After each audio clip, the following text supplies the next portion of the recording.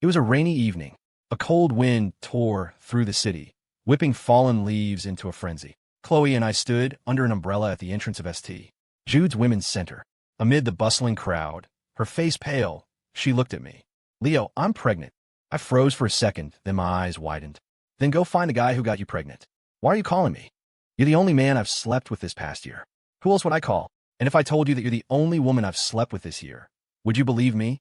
Leo, are you even a man?" "We're all just having fun out here," I shot back. "Don't try to pin this on me, just because you got yourself into trouble. You want me to take responsibility? Bring me something real.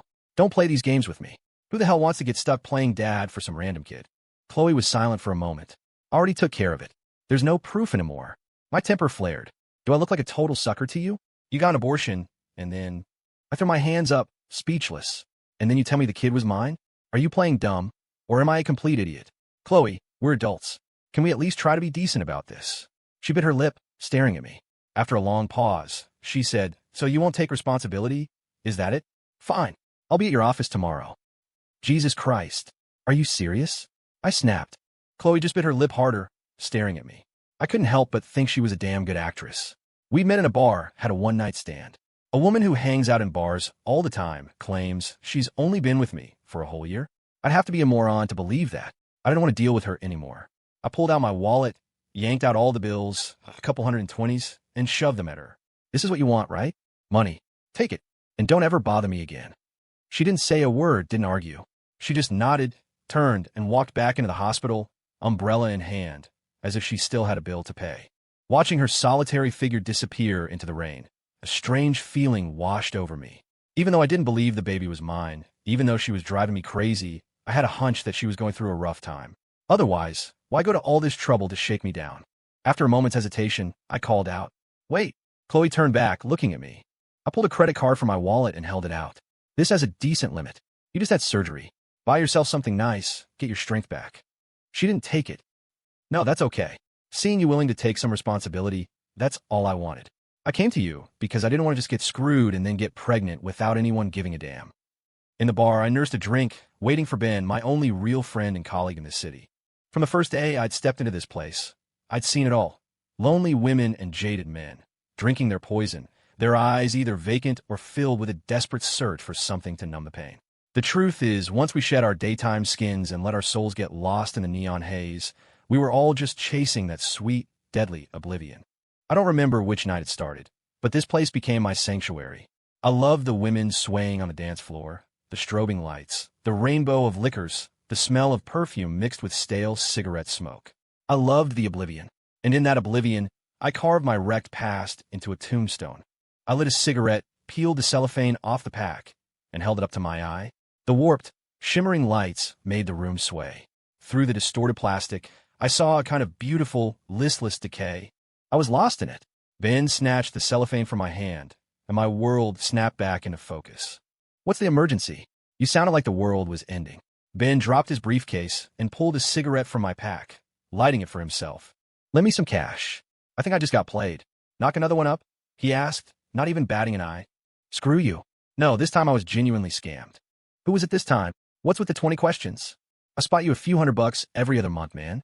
The least you can do is tell me who's shaking down my investment." "Chloe," I grumbled, lighting another cigarette, my anger still simmering. "The model? From a photo shoot. The one and only. That whole scene is a mess. She tells me I'm the only guy she's been with all year. You believe that? Ben, if it were you, would you believe it?" I slammed my hand on the table, my fingers drumming a frantic rhythm. "It would never happen to me," he said calmly. "Besides, she wouldn't need to scam you for a few $100s. We just paid her over $5,000 for that ad campaign last month." I scoffed, cutting him off. "You see how she spends money? $5,000 wouldn't last her a month. She gets into trouble with someone else, runs out of cash to clean up the mess, and suddenly she remembers her convenient friend with benefits. I'm such an idiot. I never should have recommended her for the company shoot. We paid her well, and this is how she repays me. Is it no professional courtesy anymore?" Ben ignored my rant, leaning in and lowering his voice. "Did you use a condom?" I racked my brain, trying to remember. I'd been so drunk, I'd nearly blacked out. "Of course," I said, unconvincingly.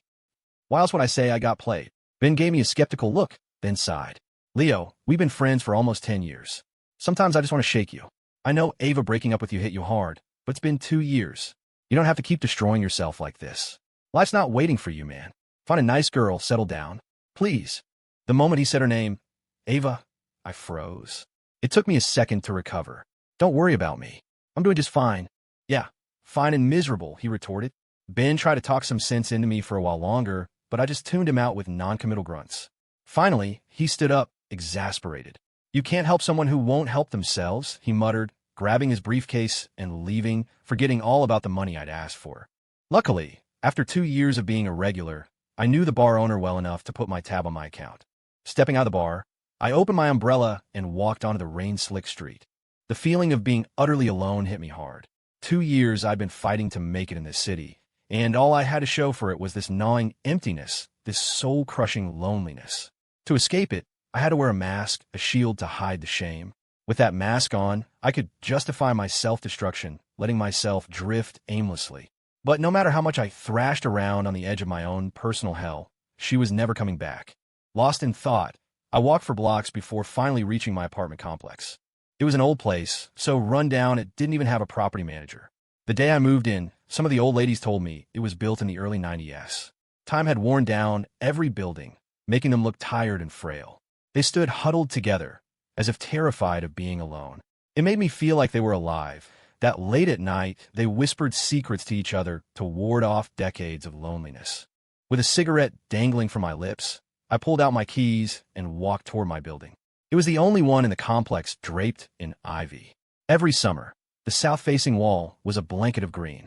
If these buildings had genders, this one was definitely a woman, a cold, indifferent woman. You couldn't help but feel sorry for her. What surprised me was the red Audi Q7 parked out front. In the 2 years I'd lived here, I'd never seen a car worth more than 50 grand in this lot. I didn't think much of it. Whistling, I headed up the stairwell to my top-floor apartment. When I got to my door, I was shocked to find it ajar. I knew I'd locked it when I left. My first thought was burglars, but then I remembered I was 2 months behind on rent. It had to be my landlord, Mr. Henderson, coming to collect. I pushed the door open. Mr.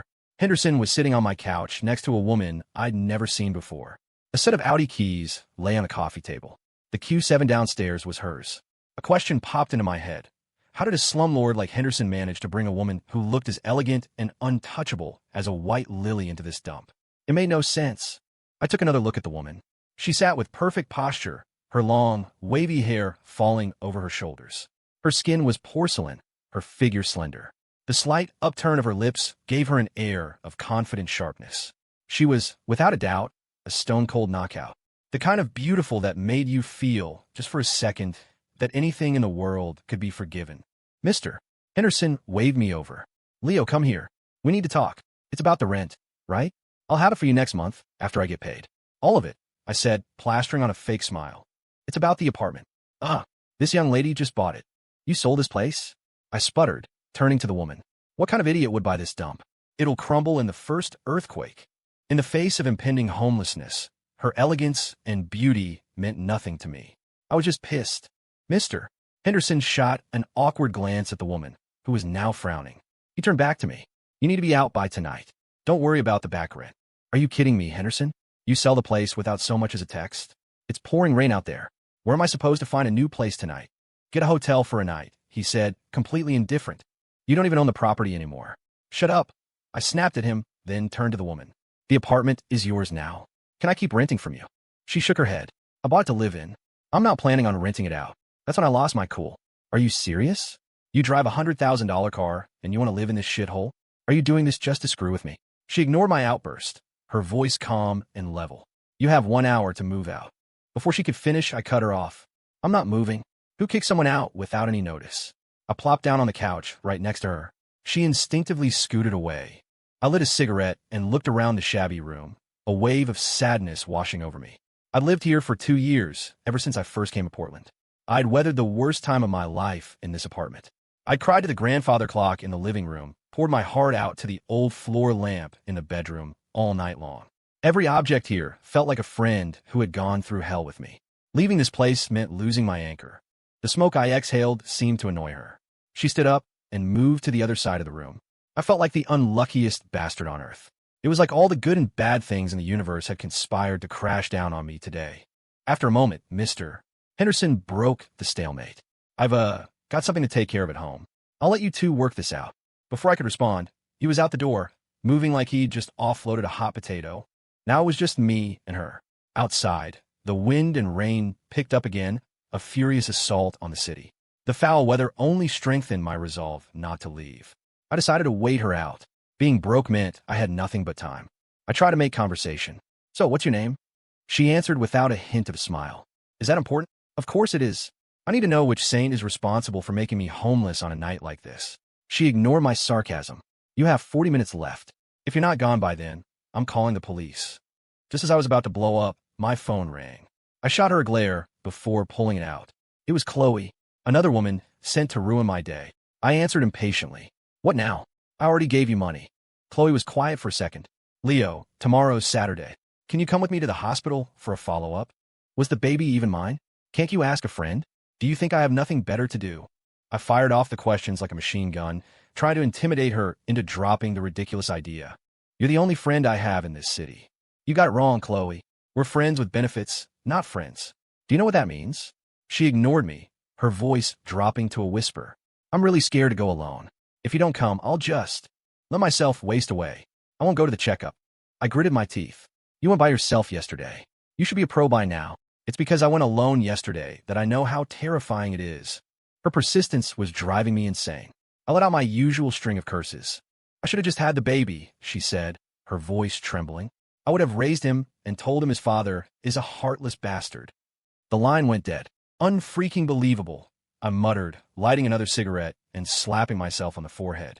In 2 years, I'd never met a hookup as much trouble as Chloe. Even though she sounded so sure, I was just as sure. The kid wasn't mine. And her claiming I was her only friend? That just made me more certain she was scamming me. I'd seen a post on her Instagram just last week. A picture of her partying with a huge group of friends at some club. Scumbag. I looked up. The woman was staring at me with a look of pure disgust. It was just the two of us in the room. She was definitely talking to me. You were listening to my conversation? I asked, my voice flat. I didn't really care that she called me a scumbag. I wasn't even sure myself if I was one or not. You have 30 minutes left, she said, her voice even colder than before. What a miserable, rainy night. I'd given all my cash to Chloe. I was broke.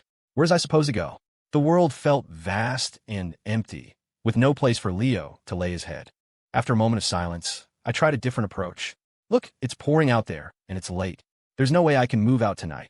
She glanced out the window and finally relented a little. When will you move? Tomorrow. What time? By 1 p.m., I said, softening my tone because I was about to ask her for a favor. She nodded. You could go now. Just make sure you're out on time tomorrow. I didn't move. I leaned toward her, putting on a deliberately sheepish act. Hey, can I borrow some money?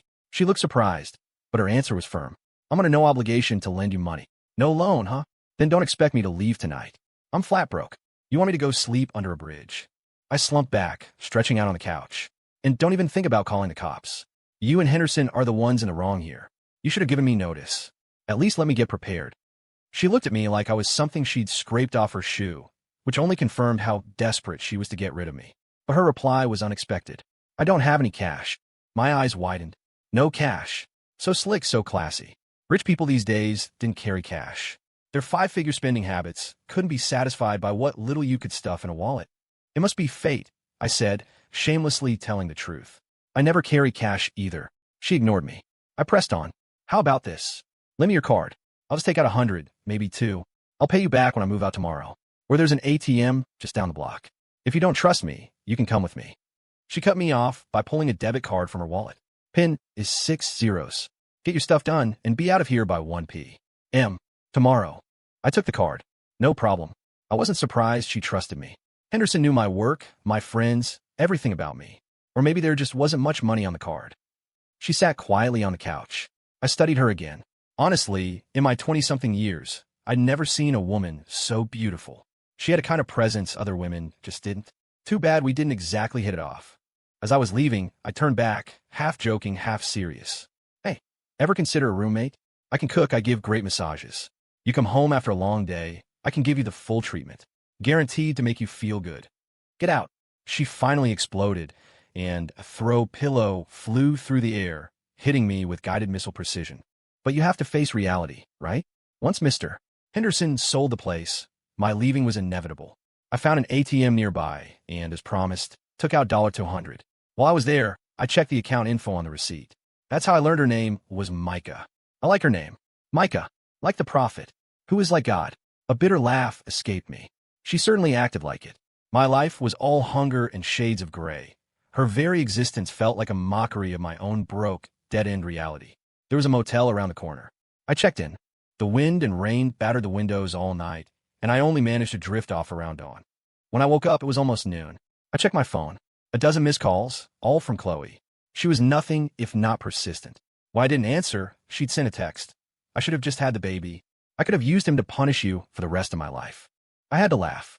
She wasn't afraid of being a single mom, so why would I be afraid of being a deadbeat dad in name only? Her complaints didn't weigh on my conscience in the slightest. After a quick shower, I rushed to the hospital. Why did I go?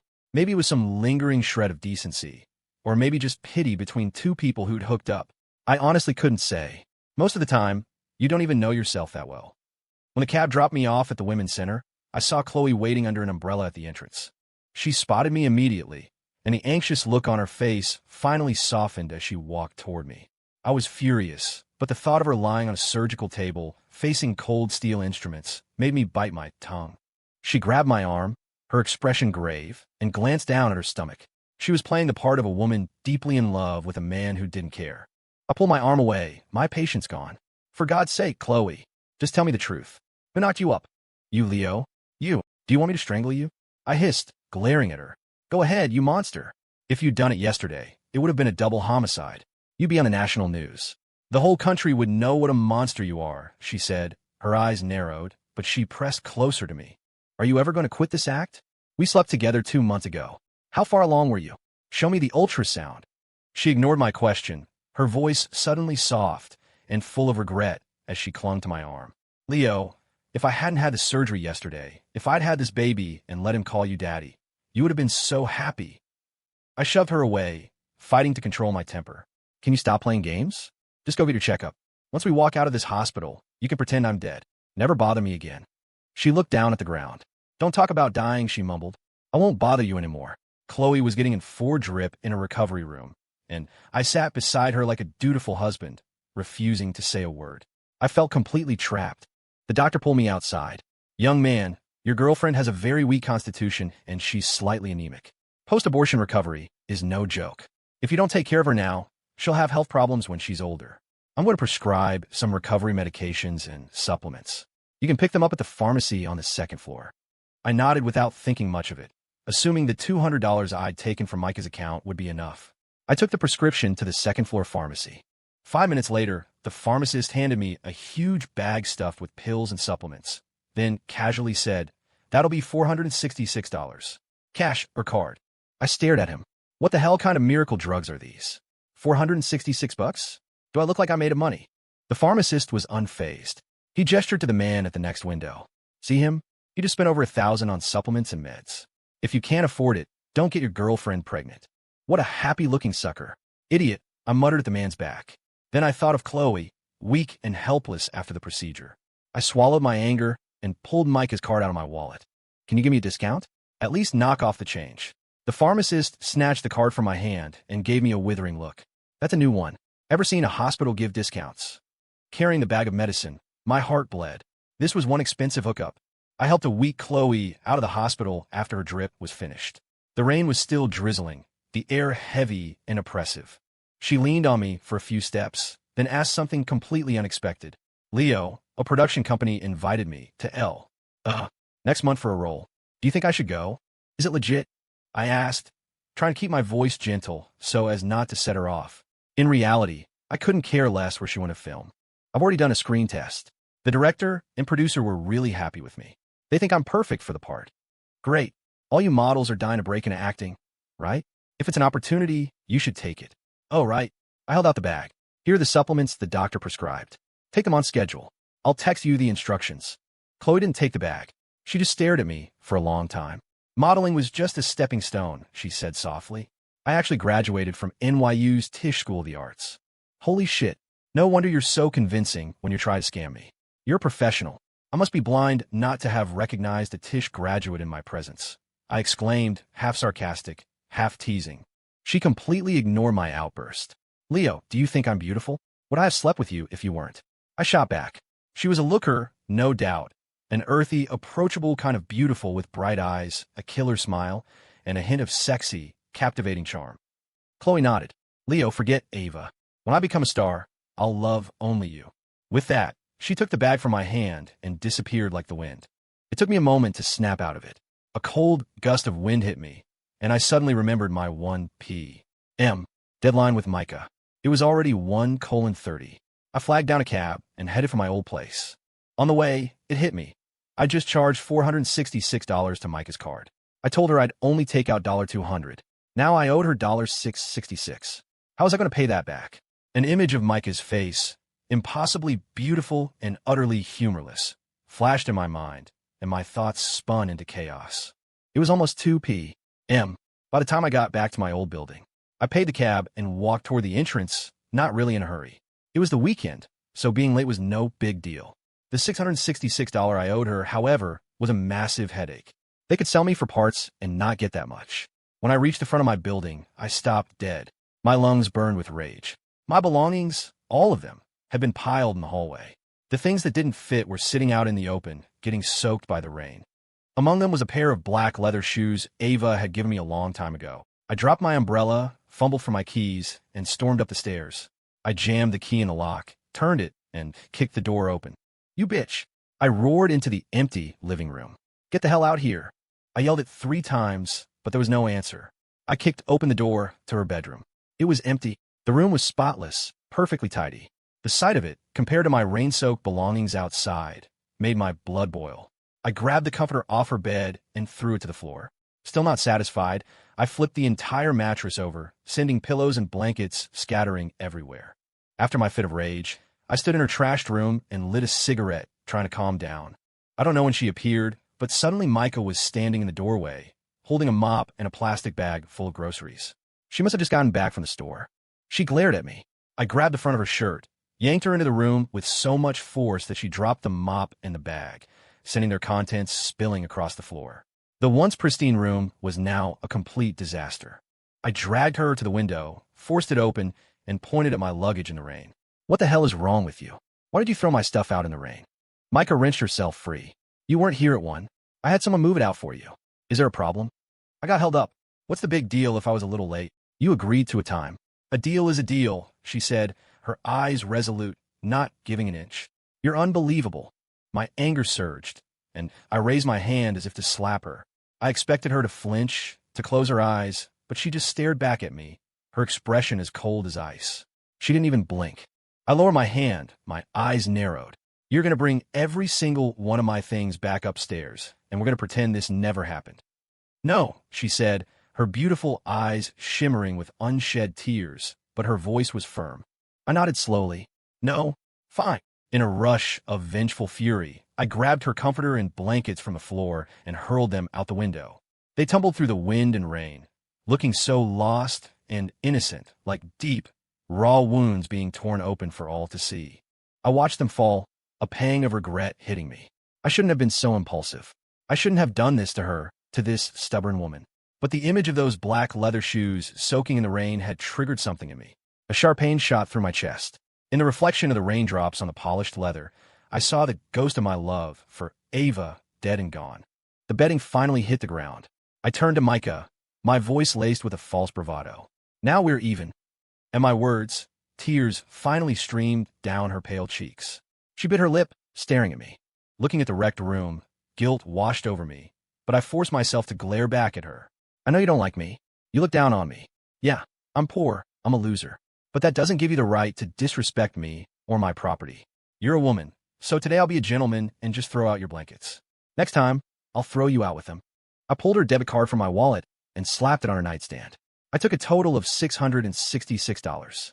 I don't have the money to pay you back right now, but I will. I'll figure something out. Tears welled in Micah's eyes. You bastard, she choked out. All of you. You're all bastards who can't keep a promise. I looked at her, surprised, an unidentifiable feeling churning inside me. I'm leaving, I said after a long pause. I'll pay you back what I owe you. I might be late on my promise, but that doesn't mean I won't keep it. She didn't answer, just kept looking at me with hatred in her eyes. I left.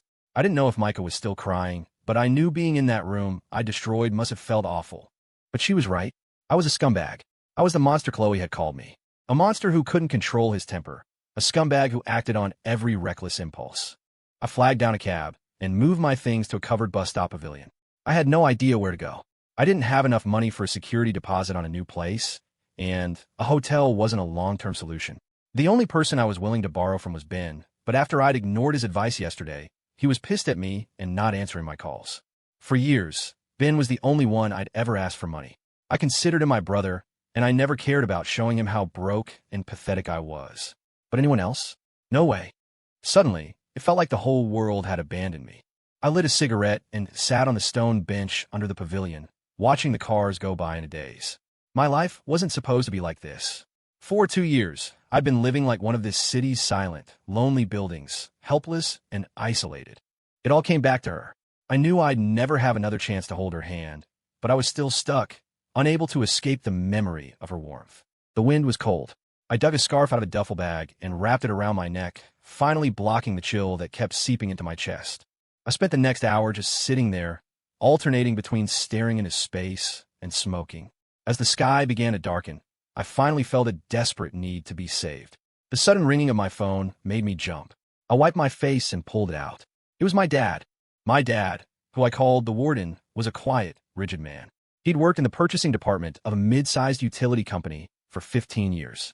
He started as an assistant manager, and 15 goddamn years later, he still hadn't managed to lose the assistant part of his title. But that wasn't even the most impressive part. He worked in procurement, a department ripe for kickbacks and graft, and in 15 years, he'd never taken a single gift or a single penny in bribes. His ironclad integrity earned him the nickname the warden among his colleagues. I'd started calling him that when I was 17. He always thought I was just mumbling my dad. I answered the phone to his familiar, emotionless voice. Leo, I'm almost in Portland. I have a conference tomorrow morning. I'll stay at your place tonight. I felt a wave of despair. This weekend was cursed. Anything I dreaded seemed to happen. I couldn't let him find out I was broke and homeless. He might be rigid, but he had a temper. My mind raced. Dad, can you just find a hotel near the station? I'm out to dinner with some colleagues tonight. It's going to be late. You go eat. You still keep the spare key under the doormat, right? I can let myself in. No, too many break-ins lately. I stopped doing that. He was persistent. I'll wait for you then. Don't stay out too late. Dad, look, you've been traveling all day. You must be exhausted. Just grab a hotel nearby. You know you won't want to take a cab to my place, and the buses are packed during rush hour. You're not as young as you used to be. I tried every excuse, but he wouldn't budge. Finally, he said, your mother knitted you a sweater. I'm bringing it to you. The line went dead. I stared at the phone for a second, then it hit me. I grabbed my luggage, hauled the bags over my shoulder, and ran to the curb to hail a cab. Tonight, I had to stay in that apartment, the one that now belonged to Micah. Whether she liked it or not, I had to. If the warden found out about my situation, he'd have a stroke. I took a cab back through the wind and rain to the old, run-down complex I called home for 2 years. As the car pulled up, I instinctively scanned the parking lot for Micah's Audi Q7. Luckily, it wasn't there. Even luckier, I still had the key to the apartment. I thought optimistically. The warden's only staying one night. If she doesn't come back tonight, this whole mess will blow over without a hitch. I raced upstairs, moved all my stuff back into my old room in record time, and made the bed. Then I went back out with my umbrella to wait for him at the bus stop. About 15 minutes later, a bus from the main terminal pulled up.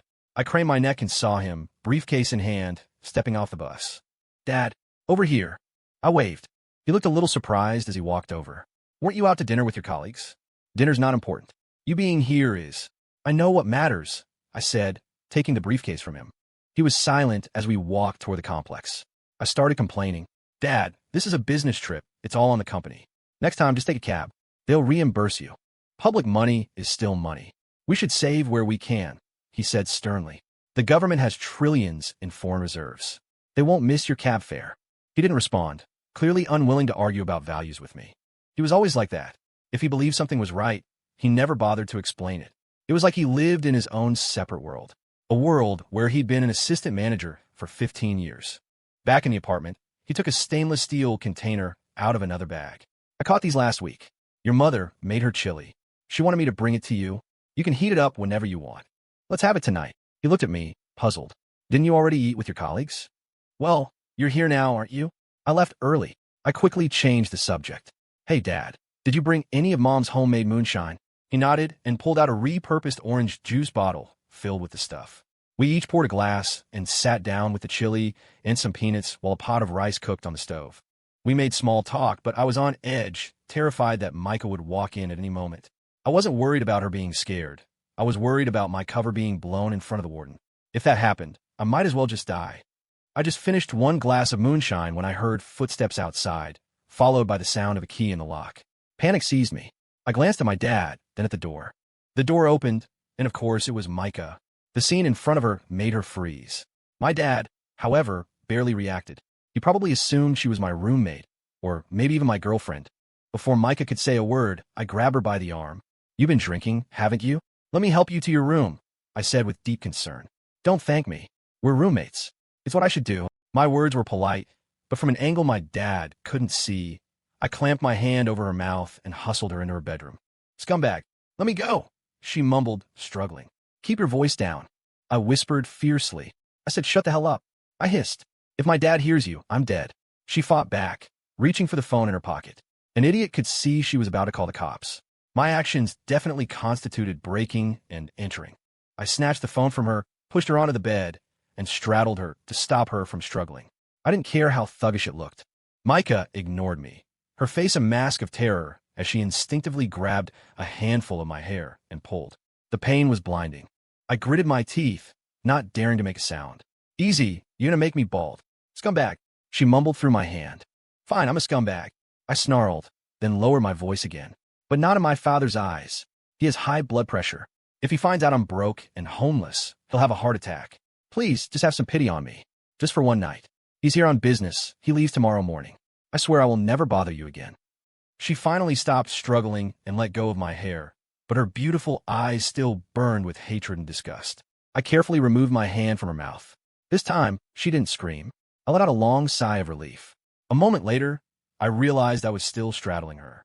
Just as I was about to get up with an apologetic look, she twisted her body and shoved me hard. I crashed to the floor with a loud thud. "Leo, what are you doing in there?" The warden called out. I winced in pain. "Just bumped into the dresser." He didn't ask any more questions. Micah looked down at me, her expression a mix of triumph and fury. "I'm warning you. Don't say anything stupid," I whispered. "My dad really does have high blood pressure. He can't take the shock. Stay in your room and don't come out." She neither agreed nor disagreed. I gave her a pleading look, which she also ignored, taking her silence as agreement. I closed the door and went back to the living room. My dad had already gone to the kitchen and ladled rice into 3 bowls. "Leo, take a bowl to that young lady. She should eat something after drinking. Let her rest." No sooner had the words left my mouth than Micah emerged from her room, purse in hand. Given my behavior, she would have been justified in having me drawn and quartered. Exposing me in front of my dad right now would be the perfect revenge. Just as my knees were about to give out from sheer terror, she walked past us toward the front door without a single glance. It looked like she was going to leave the apartment to me for the night. I was about to breathe a sigh of relief when my normally taciturn father spoke to her. "Young lady, I made some rice. Have a bowl while it's hot." I desperately wanted her to leave and shot her a warning look. But to my shock, Micah looked at me, then turned to my dad and nodded.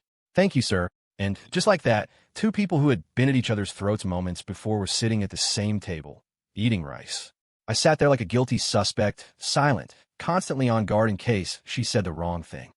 I kept glancing at her out of the corner of my eye, trying to figure out what her game was, but she didn't seem to have any intention of ratting me out. She just ate her food in small, delicate bites. My dad, never one for conversation, finished his food first. He stood up, grabbed his briefcase, and said, "Since you have a guest, I'll go find a hotel." I looked at Micah, then back at him. "Dad, don't go. You can sleep in my room with me. I've been snoring a lot lately. You have work tomorrow. I don't want to disturb you," he said, shaking his head. He pulled a sweater out of his bag and handed it to me. "Your mother knitted this for you." I took it. "Why are there 2?" I asked, confused. "For when you get a girlfriend. A homemade sweater is warmer." I sighed. I knew this was their not-so-subtle way of telling me to hurry up and find someone. I glanced at Micah, who was still eating. "It's getting cold." I teased her. "Want a sweater?" She shot me a glare, but didn't say anything in front of my dad. I secretly enjoyed it. Before he left, the warden took out his wallet, counted out $500, and held it out to me. "Take it." I laughed, trying to act casual. "What for?" "I don't need money." He stuffed the cash into my hand. "I raised you. I know you. How many times have I told you to budget your money? And go pay the utility bill?" He glanced at the overdue notice that had fallen on the floor a few days ago. A lump formed in my throat. I really wasn't a son who made his parents' lives easy. I tried to push the money back into his hand. I really don't need it. Mom's not well. You should use it to buy her some supplements. I get paid next week. He didn't say anything more. He just put the money on the table, glanced at Micah one last time, and walked out the door. I followed him downstairs. As we stood there, he, who was usually so silent, said, "That girl just now. She seems nice. And she's pretty." I grabbed his arm and pointed to the parked Q7. "Dad, don't even think about it. She's not my type. See that car? It's hers." His eyes followed my finger to the red Audi. He looked confused. I guess he was also wondering why a woman who drove a car like that would live in a place like this. As usual, he chose silence. He was helpless in the face of my miserable situation. Whether we wanted to admit it or not, we lived in an age where love often needed to be proven with money. That's why I told him not to fantasize. I certainly wouldn't let myself. The last thing my dad said to me that night before disappearing into the rain was, "Work hard." Watching his aging figure walk away, I understood the hope packed into those two words. He wanted me to work hard, marry a good woman, and give him a grandchild. But Dad, I'm stuck in my own world of helplessness and struggle, crushed by the weight of reality. All those good things you want from me, they'll have to wait. Is that okay? When I got back upstairs, Micah was just finishing her bowl of rice. My own half-eaten bowl was still steaming. I took 2 salted duck eggs out of the bag my dad had left, unwrapped one, and handed it to her. "Try this. I'm almost done," she said. It was the first time in the 2 days I'd known her that she'd spoken to me in a normal tone of voice. I smiled. "Have another bowl. Plain rice won't make you fat." She ignored my suggestion. "Your dad's gone now. You can leave, too." I slammed my chopsticks on the table. "What is wrong with you? Don't you know the saying, don't bite the hand that feeds you? Spit out the rice you just ate, and I'll leave right now." Her eyes widened, taken aback by my sudden mood swing. I softened my tone again. "Look, I've been running around all day. I'm exhausted. Cut me some slack, will you? Scumbag. Who are you calling? Look, ma'am. Ma'am, is that better?" I said quickly, then made a solemn promise. "Tomorrow. I swear. I'll move out after work tomorrow." Micah finally relented. "Remember what you said?" "Absolutely. I'm gone tomorrow." She gave me a dissatisfied look, then took her bowl to the rice cooker and ladled herself another small serving. "I thought you were done eating?" She shot me a glare. "Well, I've already taken a handout. Might as well have another bowl, right?" I shook my head with a sigh. And thus begins the fall from grace. Despite the teasing, I peeled the other salted duck egg and handed it to her. She took it. We finished our meal in a strange, silent truce. After we ate, I took the $500 my dad had left and handed it to her. "Here's 300 of it. I'll give you the rest next week when I get paid. If I take this, will you have money for a new apartment? Just pay me back all at once later." "Hey, you're the one being considerate. Don't blame me for not paying you back," I said, stuffing the cash back into my wallet. "As long as you get out of here soon, I don't care about the rest," she said, taking another bite of rice. She seemed to really like it. My dad was a master at making rice. He could turn the simplest grain into the taste of home. "I'm not the plague, you know. You don't have to hate me so much," I lamented. "Given your character, do you expect me to like you?" I just smiled and didn't reply. Maybe my character was flawed, or maybe she just misunderstood me. It didn't matter. I had no reason to clarify or explain, because after work tomorrow, we would be done with each other for good. I finished my rice and watched her. She was wearing a white chiffon blouse, black and white checkered pencil pants, and her wavy hair framed a face that was both striking and fragile. I took out one of the sweaters my dad had left and held it up to her theatrically. "It's getting cold," I sighed. "Don't you think this sweater would look great on you?" Micah frowned. "What? You want me to owe you another favor?" "Seriously, it would suit you perfectly. If you let me keep renting this room, I wouldn't mind giving it to you." My dad said my mom knitted it herself. "It's thick, warm, perfect for winter." "I'll pass." I smiled and handed her the sweater anyway. "I'm just kidding. You can have it even if you kick me out. I'm not planning on getting a girlfriend anytime soon, so it's a waste on me." Consider it an apology for my behavior yesterday. My expression was sincere. After a moment's hesitation, Micah actually took the sweater. "Fine," she said. "I accept your apology. And be better to your father. Stop lying to him and making him worry." Is there a logical connection between accepting my apology and being good to my dad? I asked, surprised. My question seemed to anger her. "You really are a scumbag," she snapped, stuffing the sweater into her handbag and storming out the door. I was left alone, confused by her sudden anger. It took me a while to figure it out. She probably accepted my apology and even let me stay another night out of pity for my dad. For me, she still felt nothing but annoyance and contempt. In her eyes, I knocked up a girl, lied to my own father, treated her violently, and broke my promises. What was I if not a scumbag? Micah didn't come back that night. I figured she must have another place in the city. Why she insisted on living here was a mystery I couldn't solve. I decided not to dwell on it. The world is full of strange people and strange things. In the grand scheme of things, a rich woman's behavioral art wasn't that weird. Sometimes I liked living in a fog. The truth can be painful. What you have, you can lose. So if you don't know the truth, there's no pain. And if you never have it, you can never lose it. The next day at the office, after our regular Monday morning planning meeting, Ben and I walked out of the conference room, with our colleague Rick trailing behind us. I lit a cigarette and gestured to him. "Rick, see me here." He looked at me warily. "What's up? Heard you're into hiking and stuff." "Yeah, I love it." I grinned. "I bought a set of professional outdoor gear. Barely used. I'll sell it to you cheap." "Why'd you buy it if you're not into hiking?" he asked, confused. "That's why it's barely used. It's practically new. Top-of-the-line Arc'teryx stuff. Your lucky day, man. $200 for the whole set." I slung an arm around his shoulder. "For real?" he asked, his eyes wide with excitement. "Of course for real," I said impatiently. "Give me the cash now. I'll have Ben bring it in for you tomorrow. It's been sitting at his place forever." Rick counted out $200 from his wallet and handed it to me. "Don't forget to bring it tomorrow. I'm going rock climbing next weekend. It'll be perfect." I stuffed the money in my pocket. "You tell Ben." Rick called out to Ben, who was staring blankly at his monitor a few desks away. "Ben, hey, remember to bring in Leo's gear tomorrow. The stuff he keeps at your place." Ben snapped out his trance. "What gear?" "You know, his Arc'teryx set. He sold it to me," Rick explained patiently. I took a long drag from my cigarette and made a beeline for the men's room. Behind me, I heard Ben explode. "What the hell are you talking about?" "That's my gear." Then a resigned sigh. All right, don't look so pathetic. I'll bring it for you tomorrow." After my smoke break, I went back to my desk. Ben was already there, a cup of coffee beside him, anti-glare glasses on, fingers flying across the keyboard. I turned on my computer and fiddled with my lighter while it booted up. "Still working on that Gucci proposal?" I asked. Ben, not holding a grudge about the gear, sighed. "Yeah, been at it for almost a week.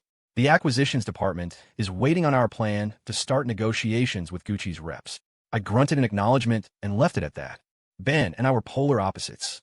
He was a workaholic, and I just did enough to get by. The results were obvious. After 2 years at the company, Ben was the lead project manager in the planning department, while I was still languishing at the bottom. Suddenly, Ben stopped typing. He stared at me for a long time, a heavy look in his eyes. "What?" I asked, confused by his strange behavior. Finally, he spoke. "You seemed out of it the last couple of days, so I didn't tell you. Jenna and I are getting married next week." "You're finally getting married." I breathed out, the words automatic. A sharp, familiar pain seized my chest. Ben had met Jenna through me and Ava. Jenna was Ava's best friend, and Ben was my brother.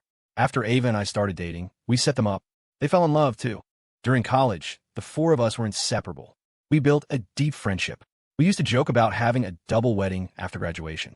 Ben and Jenna making it to the altar was a joyous occasion, but it also threw my own pain and loneliness into stark, cruel relief. I had failed to make it last with Ava. Sometimes, the greatest pain comes from comparison. But what could I do now, other than envy them and wish them well from my pit of loneliness and pain? The past is supposed to turn to dust, but the wind can't seem to blow it away. It just settles on your heart, turning your world to ash. I forced a smile.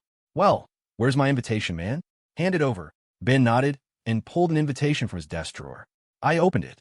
On the front, he and Jenna were beaming, radiating pure happiness. After a long silence, I asked, Is she coming back for the wedding? You know how it is. We lost touch after she moved from to New York. Jenna sent her an email a few days ago, but she hasn't replied yet. No one knows if she'll come." "Oh, right," I said flatly. I didn't say another word to Ben. My fingers rested on the keyboard, but my eyes were staring blankly at the screen, lost. I spent the rest of the day in a daze. It wasn't until the lazy afternoon sun cast long shadows across the office windows that I realized it was time to go home. Ben was still buried in his work next to me, but I had nothing to do. I went for another smoke in the bathroom to kill time. When I came back, Jenna was sitting in my chair, apparently waiting for Ben. "Jenna, your ass is getting bigger." "My chair can barely contain it," I teased. "You're impossible," she said, rolling her eyes. I just grinned at her. She really was beautiful, in a very sexy way. Her best feature was her rear, perfectly round and high, set on top of long, slender legs. On her tall frame, It was a killer combination. On the street, judging by silhouette alone, Jenna would win every time. I walked over to Ben and clapped him on the shoulder. You got the framework for that proposal done, right? Yeah, the whole outline and concept are there. Just need to fill in some of the details, he replied. I'll do the rest. You go ahead and leave. Don't keep Jenna waiting. Jenna beamed, pressing her hands against my cheeks. Leo, you're a lifesaver. You have no idea how much we have to do tonight. It's a wedding. Of course, there's a million things to do, I said, gently removing her hands. Ben finally stretched and stood up. All right, thanks, man. Jenna and I have to go to the wedding planners, then the bridal shop. If you have any questions, just call me. Don't worry about it. Go on, get out of here, I said, sitting down in his chair. Ben quickly gathered his things. Jenna linked her arm through his, but as they were leaving, she remembered something. Leo, my company's new condo building is about to go on sale. If you want to buy, I can get you the employee discount. It's like $150 off per square foot. Jenna was a sales director at a major local real estate firm. Her employee discount was a huge deal. It would save at least $100,000 on a condo. But even so, I couldn't afford it. Maybe later, I said. Ben asked her, which development is it? Riverbank Towers, Phase 2, she replied. Ben put his briefcase down and looked at me seriously. Leo, you should buy it. That's a great property. If you miss this chance, who knows when another will come up. And, you know, prices are just going to keep skyrocketing. Buy it with what? You know my financial situation. Jenna and I have a few grand saved up. You can borrow it. Then go ask your dad for some help. You should be able to scrape together a down payment, right? You two have a mortgage and car loan, and you're about to get married. You need every penny. Seriously, don't worry about me. Jenna chimed in. It's easy for two of us to handle the loans. Leo, just buy the place. It'll be easier to find a girlfriend. We hate seeing you drift like this. It's worrying, it really is. It's easy for two of you to pay the loans, sure. But have you thought about how I'm supposed to pay the mortgage? I can barely support myself, let alone a goddamn mortgage. Just go. It's getting dark, I urged them. Jenna and Ben exchanged a look, both sighing softly. They glanced at me one more time before leaving. Standing by the floor-to-ceiling window, I watched Jenna and Ben walk toward their new white Mazda 6 in the parking lot below. A strange feeling washed over me. Ben, Jenna, and I all graduated from the same university. They already had a house and a car in this city, and were about to get married. I didn't understand why the gap between us was so vast. Was this some cosmic joke, or had I done this to myself? As I stared out at the lonely city, I couldn't help but wonder, if Ava and I hadn't broken up, would we be getting married now too? It was 9 p.m. By the time I finished Ben's proposal, I stretched, grabbed my mug, and headed to the break room for one last cup of coffee before leaving. I listened to the sound of the coffee dripping into my cup, a gentle, hypnotic rhythm. I took a big gulp, staring out at the thick darkness and the struggling neon lights. I want to just shed this exhausted body and disappear. My phone rang. I pulled it out. It was Chloe again. I answered, her voice weak on the other end. Leo, where are you? Working late, I replied, my voice flat. Can you come over and do my laundry? I can't get my hands wet. You don't have a washing machine? I snapped, my patience wearing thin. Just come, she pleaded, her voice tired. I was speechless for a moment. My point is the washing machine. Some things can't be machine washed. Then take them to the dry cleaners. I've been working all day. I'm exhausted. I'm not coming over. I can't take my underwear to the dry cleaners, can I? Are you insane? You want me to wash your underwear? Leo, I just had surgery. My hands really can't get wet. Can't you have a little compassion? She said, her voice breaking. I know you graduated from Tisch. Please, stop acting. Chloe started to cry for real. I was pregnant with your child, and this is how you treat me? Have you ever thought about how I feel? Do you know how much my heart hurts? Are you auditioning for soap opera? What's with the dramatic monologue? Now, you monster. She sobbed. You know what? I'll just die. I'll kill myself, and then you'll see. I was at my wit's end. Fine. You win. I'm on my way. Her tone shifted instantly back to calm. Hurry up. I'm waiting. As the line went dead, it occurred to me. If Chloe doesn't become a famous actress, it will be a colossal failure on Hollywood's part. Her acting skills were god tier. Drama majors are terrifying. Female drama majors are even more terrifying. I left the office and stood on the curb, waiting for a cab. I suddenly remembered my promise to Micah to move out after work. It was almost 9:30. She didn't throw my stuff out again, did she? I muttered. A cab pulled up. I figured, I've already broken my promise. I might as well go wash Chloe's clothes first. I'll deal with the moving situation when I get back. 15 minutes later, I was at Chloe's studio apartment, leaning on the doorbell, venting my frustration. She opened the door wearing pajamas and hugging a stuffed animal, her face pale and drawn. The pitiful sight made all the angry words I'd prepared die in my throat. "You're a piece of work," I grumbled. "If you hadn't slept with me, none of this would be happening," she retorted, stepping aside to let me in. I didn't have the energy to argue. "Where are the clothes?" "In the hampers in the bathroom." I went into the bathroom and froze. 2 massive hampers were overflowing with clothes. "Did you save up a year's worth of laundry just to torture me?" I yelled. Chloe ignored me and turned up the volume on the TV in the living room. My liver ached with rage, but I gritted my teeth and dumped out the clothes. I made 3 piles. 1 for the machine, 1 for hand washing, and a separate one for her underwear. For the next hour, the washing machine and I worked in tandem. When everything was finally clean, I carried the wet clothes to the balcony and hung them up piece by piece. When I was done, I lit a cigarette on the balcony to recover. Chloe came out with a fruit platter. "Want some?" she asked softly. "Not hungry," I said, taking a deep drag. She took the cigarette from my fingers, pulled a tissue from her pocket, and wiped the sweat from my brow. Her voice was gentle. I read in a magazine that if a man is willing to wash a woman's underwear, he must be a gentle, reliable, and good man. "Give me a break. You think I wanted to do this?" Even though I'd insulted her, she still wrapped her arm around mine and leaned against me. "Have you ever washed any other woman's underwear?" "No," I replied impatiently. "Not even Ava's?" she pressed. "Are you ever going to shut up? What's with all the stupid questions?" I said, pushing her away. Chloe was used to my attitude by now. She didn't get angry, just stood there watching me. I put on my jacket. "I'm leaving. Don't call me again." She grabbed my arm. "I won't let you go." "Let go of me." I yanked my arm free. She blocked the door. "Don't go yet. I have something for you." She pulled a debit card from her pajama pocket. It looked like she'd had it ready. "This is for you. There's $1,000 on it. I know you spent a lot of money." I was stunned. "Where did you get this?" "I got an advance from the production company." "What?" You suddenly grew a conscience. She looked at me with mournful eyes. "The baby was yours. I told you. All I wanted was to see you take some responsibility. Of course, I'm going to pay you back for what you spent." The more earnest she looked, the more I was convinced she was acting. In my eyes, she was just another girl lost in the nightlife scene. The responsibility she talked about was meaningless. I was the same way, so I knew it well. Her insistence that the baby was mine was probably just a way to fill the void, a desperate attempt to find an anchor. Maybe even she didn't know who the father was. It was a strange kind of projection, hard to explain, but anyone who lived in this messed up world understood it. We looked so free, but our hearts were empty. In the end, I didn't take her card, even though I desperately needed the money. Why? I couldn't really say. Maybe, deep down, I felt sorry for her. I cursed her out, but when she needed help, I still showed up. No matter how glamorous she looked on the outside, I understood the emptiness behind it, because we were the same kind of people.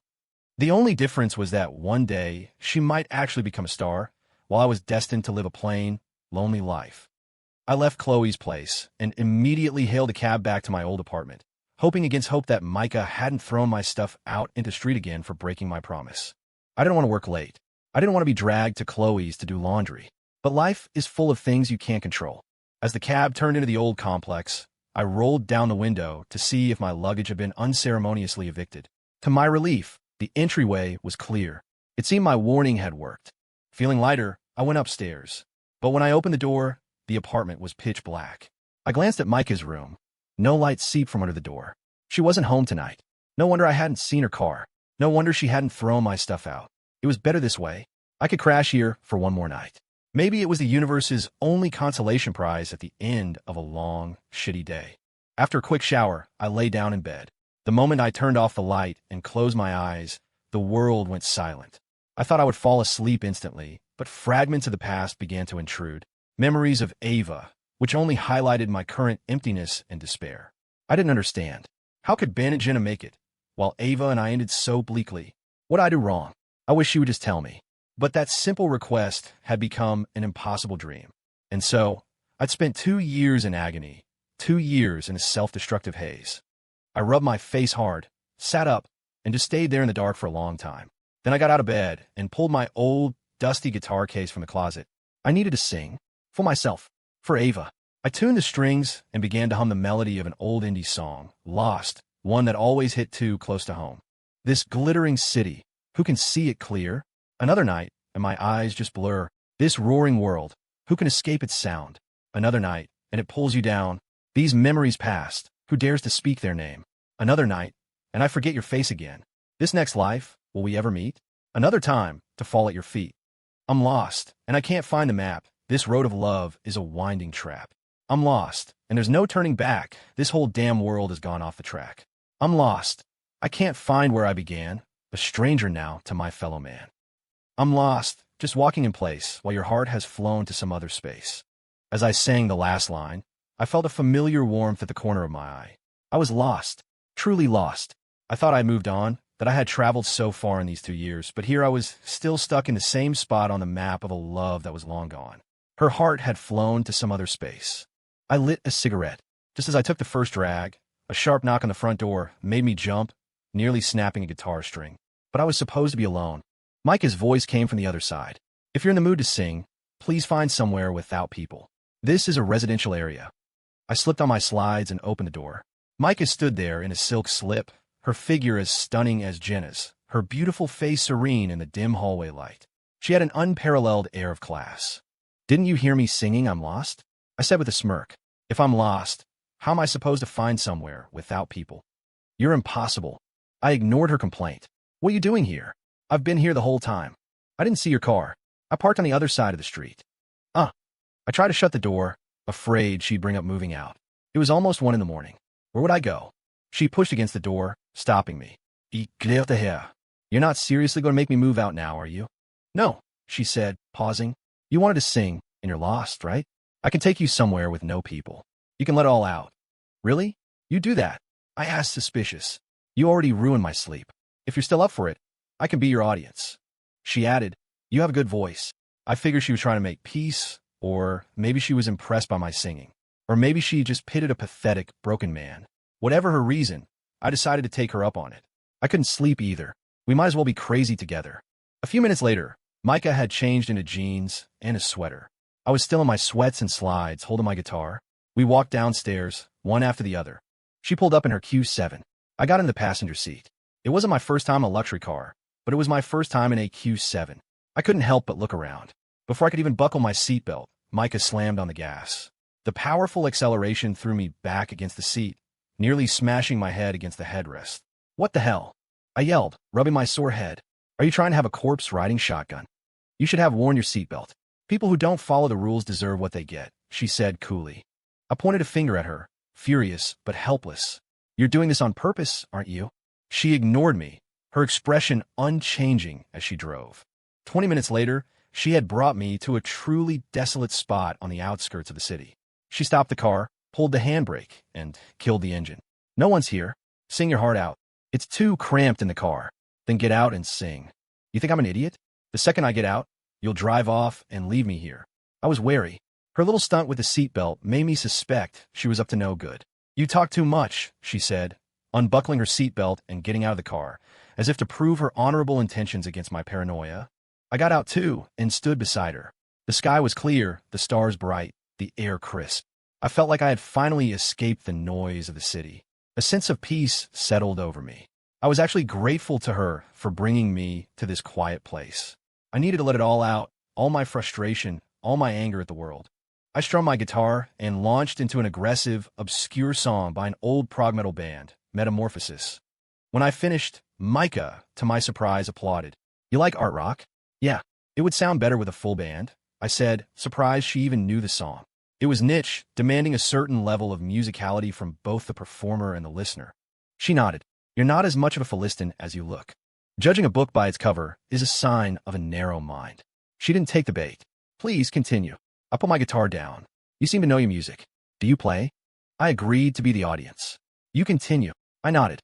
On a dark night, in the middle of nowhere, with an impossibly beautiful woman as my audience, it felt like a gift from the universe. The thought made me feel even more guilty about how I'd treated her before.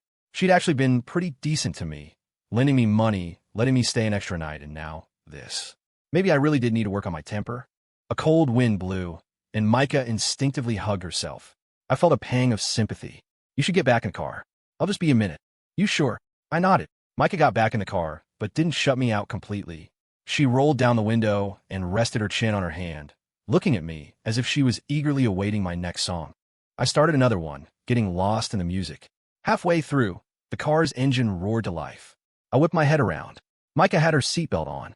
A small, cruel smile played on her lips. You really do have a great voice, she said, but I have to go now. This is payback for breaking your promise and for being a violent asshole. Before I could react, the car shot off, a silver arrow tearing through the black night. You have got to be kidding me. I ripped off my slide and hurled it at her retreating car. It bounced off the trunk with a pathetic thud. You bitch. You goddamn psycho. I knew you were up to no good. Playing on my sympathy. I hope you get struck by lightning. I'm so going to get you for this. I spun in circles, screaming incoherent curses at the empty space where she had been.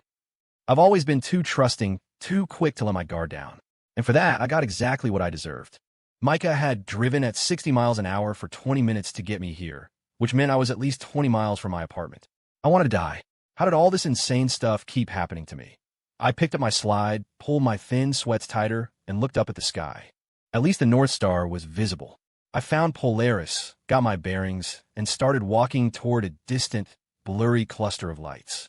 It felt like a lonely escape. Half an hour of walking brought me to a road with actual traffic. I looked closer and wanted to strangle that evil woman.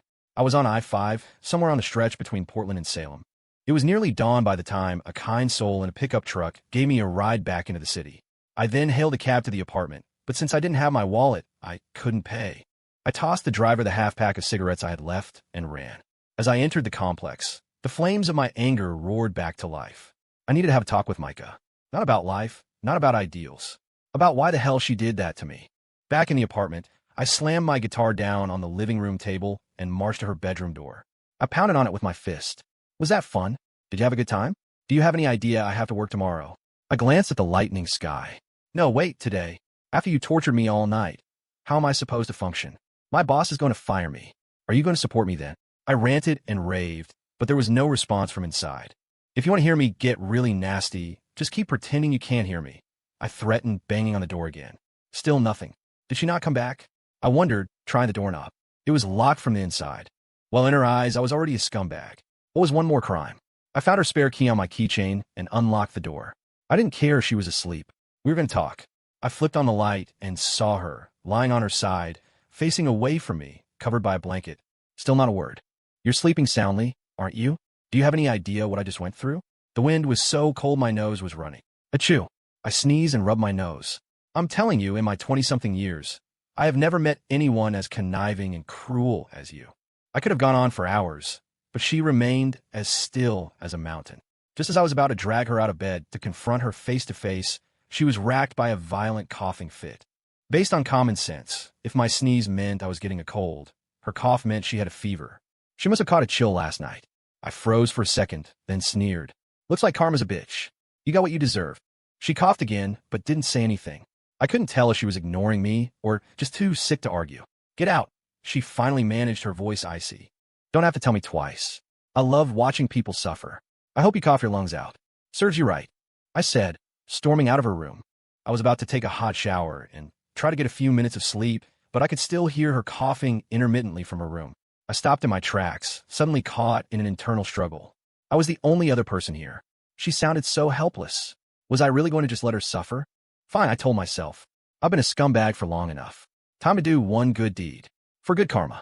I tossed my towel on the couch, went to the kitchen, and found some honey and a lemon. I put a kettle on the stove to make her a hot toddy, minus the whiskey. I was so tired I could barely keep my eyes open. I lit a cigarette to stay awake, staring numbly at the kettle. The sun was just beginning to peek over the horizon. A gentle breeze rustled the spider plant hanging on the balcony. A new day was dawning with the same fresh, ancient energy it had for billions of years. I got lost in the moment. The world was beautiful at this hour, and it felt like it belonged only to me. Maybe I didn't love the neon-drenched nightlife as much as I thought. Micah's coughing snapped me out of my trance. The kettle was screaming. I poured the hot water into a mug with the honey and lemon and went to her room. I made you a hot lemon tea. Drink it, I said, standing by her bed. I don't need your charity. Who's being charitable? I just don't want your constant coughing to keep me awake. She was stubborn. If you moved out, you wouldn't hear it. If I moved out, you could cough to death in here and no one would know. Stop talking nonsense and drink this. I put the mug down, propped up her pillow, and roughly helped her sit up. I touched her forehead. It was burning up. I picked up the mug from the nightstand. Drink this first. Micah finally stopped fighting her own body and took the mug. She drank in silence, but the icy expression on her face had thawed slightly. When you're done, wrap yourself in the blanket and get some sleep. Leave the mug. I'll get it later. It's a low-grade fever. Take some Tylenol, sweat it out, and you'll be fine. I didn't want her cold to get worse, so I threw on a thick jacket before heading out. I rarely get sick, so I didn't have any medicine in the apartment. I had to go to a pharmacy to get her some fever reducer and cough syrup. It was still early, and all the drugstores were closed. I had to walk for blocks before I found a 24-hour clinic that was open.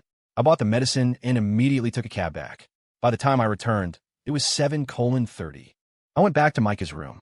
She was asleep, her breathing even, her expression peaceful. I didn't wake her. I took her phone from her purse, called my own number, and left a note on her nightstand. Take the Tylenol and cough syrup when you wake up. If you need anything, call me. I saved my number in your phone. The scumbag in your eyes, the angel in mine, Leo. I gently tucked the blanket around her and left the room. I took a quick shower, didn't have time for breakfast, and caught the bus to work. I started my day in a zombie-like state of exhaustion. I couldn't stop yawning. Eventually, I just propped my head on my hand and fell asleep in a position so skillfully executed that no one would notice unless they got up close. Ben, busy with wedding plans, didn't get to the office until almost 10. He immediately slapped me awake. You were out clubbing again last night. The memory of last night made my blood boil, but I wasn't going to take it out on Ben. I yawned again. Didn't sleep well. It was a long night. Ben misinterpreted. You got to take it easy, man. I know you're young, but even you can't keep messing around with women every single night without consequences. We're educated people. Can we be a little more subtle? Ben just laughed and shook his head. Did you finish that Gucci proposal for me yesterday? Done. It's in a folder on your D drive. Ben nodded and handed me a piece of paper. Leo, I'm going to ask the manager for a personal day for you. I need you to go with Jenna and buy everything on this list. Are you getting married, or am I? Why do I have to go shopping with Jenna? I asked, amused. Ben sighed. I've got no choice. There's so much to buy, and Jenna can't carry it all by herself. I have to go with the acquisitions team to meet with the Gucci reps in Seattle. I can't let my personal stuff get in the way of a project the company's been planning for months. Fine. I sighed, then yawned again. I've been tricked into walking half the night and hadn't slept a wink. Of course, I was tired. Ben patted my shoulder. I appreciate it. I'll buy you dinner tonight. I wave him off. Go do what you need to do. I'm going to try to get a few more minutes of sleep. No time. Jenna's waiting for you downstairs. Ben paused, then leaned in close, his voice dropping to a whisper. By the way, Ava emailed back. She said there's an 80% chance she'll fly back from New York for the wedding. My eyes shot open. All traces of sleepiness vanished. I was suddenly adrift between fire and ice. 3 years. Was she really coming back? A few minutes later, Ben and I went downstairs together. He got into a company car, and I got into Jenna's. A strange, sharp pain twisted in my gut. I almost resented Ben for telling me, so suddenly. After 3 years, I had no idea what emotions to feel, how I was supposed to face her. I had spent countless nights going crazy wanting to see her, yet I was terrified of the thought. Terrified of the painful, awkward silence that would hang between us. Jenna pulled out of the parking spot and changed lanes. Leo, what's up? You look like you've got the weight of the world on your shoulders, she asked, then shook her head. It's not like you. I forced a smile. Do I have to be a carefree idiot all the time to be me? It was Ben, wasn't it? He told you Ava's coming back. I admitted, opening the window and lighting a cigarette. I knew it, Jenna sighed. In this whole world, Ava's the only one who can get under your skin like that. You're giving her too much credit. She's not that powerful, and I'm not that weak, I said, still smiling. Jenna shrugged. You know yourself best, Leo. But the bigger your smile, the deeper the pain. You act like you know me so well. This time, I let the smile drop, just to prove her wrong. We've been friends for years. If I don't know you, who does? Jenna said. Leo, can I be honest with you? We were all sad about you and Ava, but I have to tell you, when a woman's heart changes, the man she once loved becomes like a half-smoked cigarette. There's no pleasure left in it. It just stings your eyes. The only thing she can do then is toss it away. Do you know what I mean? Why are you telling me this? I asked, taking a deep drag from my cigarette. I want you to be strong about it. Move on. I was silent for a long time, a bitter taste in my mouth. What is love anyway? Isn't it just a promise, and then a lifetime of holding on? Why make a promise if you don't have the guts to see it through? Leo, love isn't that simple. You should understand why Ben and I made it, and you and Ava didn't.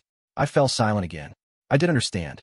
Ben and Jenna weren't from super rich families, but they were both comfortable. They were on the same level. Me and Ava. I vividly remembered her father buying her a brand new Cadillac CTS as a graduation gift before she left the country.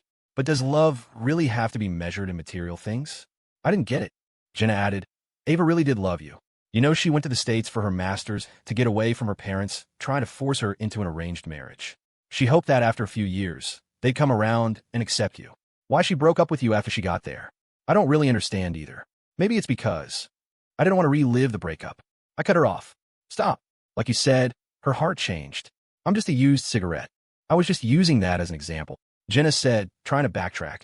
There's a certain type of person in this world who has a special talent for comforting someone who's feeling suicidal right up to the point where they actually kill themselves. Jenna was one of those people. I spent the whole day with her, going down Ben's checklist, buying things for their wedding. We grabbed a quick dinner in the evening and then went our separate ways. Even though I hadn't slept the night before and had spent the entire day doing manual labor, as night fell, I felt wide awake. I walked the streets, and every time I saw a couple walking hand in hand under the neon lights, a wave of profound loneliness and emptiness washed over me. My instinct was to numb myself.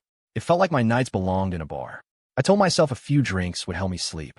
The pounding music, the flashing lights, the writhing bodies on the dance floor. A few beers later, my head was spinning.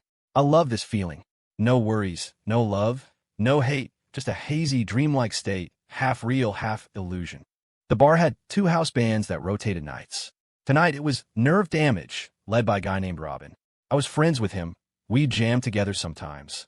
Robin muted his guitar strings with his hand, creating a scratching sound, and grinned at me. Leo, get up here. Let's play. I slammed my beer bottle down and jumped on stage, taking the guitar from him. I turned to the rest of the band. Let's do Clawing Back to Life. They all nodded. The instruments kicked in, and under the flashing lights, the heavy metal sound swelled. Fueled by alcohol and a need to vent, I planted one foot on a prop ammo box and started shredding, screaming the lyrics into the mic. My empty hands are holding a flag. My own damn bones are stuffed in a bag, desperately trying to find my way back. I turn and I smash on a soundproof wall. Mama, I ain't coming home. Mama, you gotta bear this alone. Mama, just give birth to me again. Just give me birth. I'm tearing my throat as I scream out your name. I was only halfway through when a guy in the crowd, long hair, black leather jacket, gold chain, started yelling at me. What is this garbage you're singing, you hick? Change the song. I stopped playing and squinted at him. What did you just say to me, asshole? The long-haired guy kicked over the nearest drum cymbal. I said change the song, you moron. Fuck you. From my position on the stage, I kicked him square in the face. A rush of satisfaction shot through me. I jumped down, wielding the guitar like a weapon, and started smashing it over him. In seconds, the guitar was in pieces, and he was curled up on the floor, howling in pain. His friends rushed me with beer bottles, but Robin and the band intercepted them. In the chaos, I saw someone calling the cops. I dropped the remains of my guitar and bolted for the exit. In the interrogation room at the precinct, a bright light shone on me. Across the table sat an older cop with a weary, almost friendly face. Name, gender, age, place of employment. Look, officer, that guy was asking for it. He kicked over our drum kit first. You know, we're musicians. Our instruments are like our family. He attacked my family. What was I supposed to do? It's not like I wanted to fight, officer. It's just that there are bad apples in every crowd, you know? I said, my face a mask of pathetic sincerity. Cut the crap, kid. It doesn't matter what your reason is. Fighting is wrong. The law doesn't give you that right, understand? I know, officer. I was wrong. I've done a lot of soul searching, and I am deeply sorry. I should not have disrespected the sanctity of the law. From now on, I will be a model citizen. I will not be a drag on our harmonious society. All right, save the speech. Go pay the fine. I'm not being held. I asked cautiously. The kid you hit just has some scrapes and bruises. He's willing to settle. You pay his hospital bill and his lost wages, plus the fine. Total comes to $800. $800. Officer, I don't have that kind of money on me. Call your family. A friend. Hearing the words family and friend, I suddenly felt lost. In that moment, I realized just how alone I was in this city where I'd lived for 2 years. I couldn't call Ben or Jenna. They were about to get married. I couldn't drag them into my mess. Besides, they were always telling me to get my life together. It was better they didn't know. I didn't want to disappoint them. After a long moment, an image floated into my mind. A beautiful face that held me in utter contempt. Micah. Yes, I'd call Micah. In her eyes, I was already a scumbag. I had no image to protect. I'd get her to pay the fine, and when I got my paycheck next week, I'd pay her back everything I owed her at once. At that moment, I was truly grateful I had saved her number that morning. I pulled out my phone, found her name, and dialed. The phone rang a few times before it was picked up. I beat Micah to the punch, faking concern. Hey, I picked up some Tylenol and cough syrup for you. Did you take any? I did, Micah answered, her voice flat, but at least the raw disgust from before seemed to have faded. Are you feeling any better? A little. A fit of coughing followed her words. You should bundle up, I said, laying the concern on thick. Sweat it out. You'll feel better in no time. I'm not going anywhere. Why would I bundle up? She'd taken the bait. Now for the hook. Actually, I kind of need you to go somewhere. So, I'm at the police station. Downtown precinct. Got into a little fight, and I don't have enough cash for the fine. Think you could come spot me? Micah was silent for a beat. You got into a fight? You know it. The guy was a total asshole. I was just trying to teach him that the world doesn't revolve around him. Sounds like you're talking about yourself, she shot back, not saying if she'd come or not. I was getting antsy. So, are you coming or not? Can you give me a straight answer? Micah was silent again, and this time it felt deliberate. Look, can you just come? I pressed, my voice rising with panic. They're about to throw me in a holding cell and lose the key. Before Micah could answer, the cop in the room with me lost his temper. What is this, a movie? He barked at me. We're the police, not the damn mob. Nobody's losing the key. I quickly covered the receiver. Easy, easy, I whispered to him. I'm just using a little dramatic flair, you know? Trying to get her down here to pay the fine. I get my freedom, you get to close this out. It's a win-win, right, officer? The cop just waved a hand at me, a clear sign to get it done. I turned my attention back to the phone, my heart pounding. If she said no, I'd be completely out of options. I'd have to call Ben and Jenna, and I really didn't want to do that. Finally, after what felt like a lifetime, Micah's voice came through, sounding like she'd just made a decision she already regretted. Which precinct? Downtown, I said, a wave of relief washing over me. The downtown precinct. Micah just said, okay, and hung up. Her vague response left me hanging.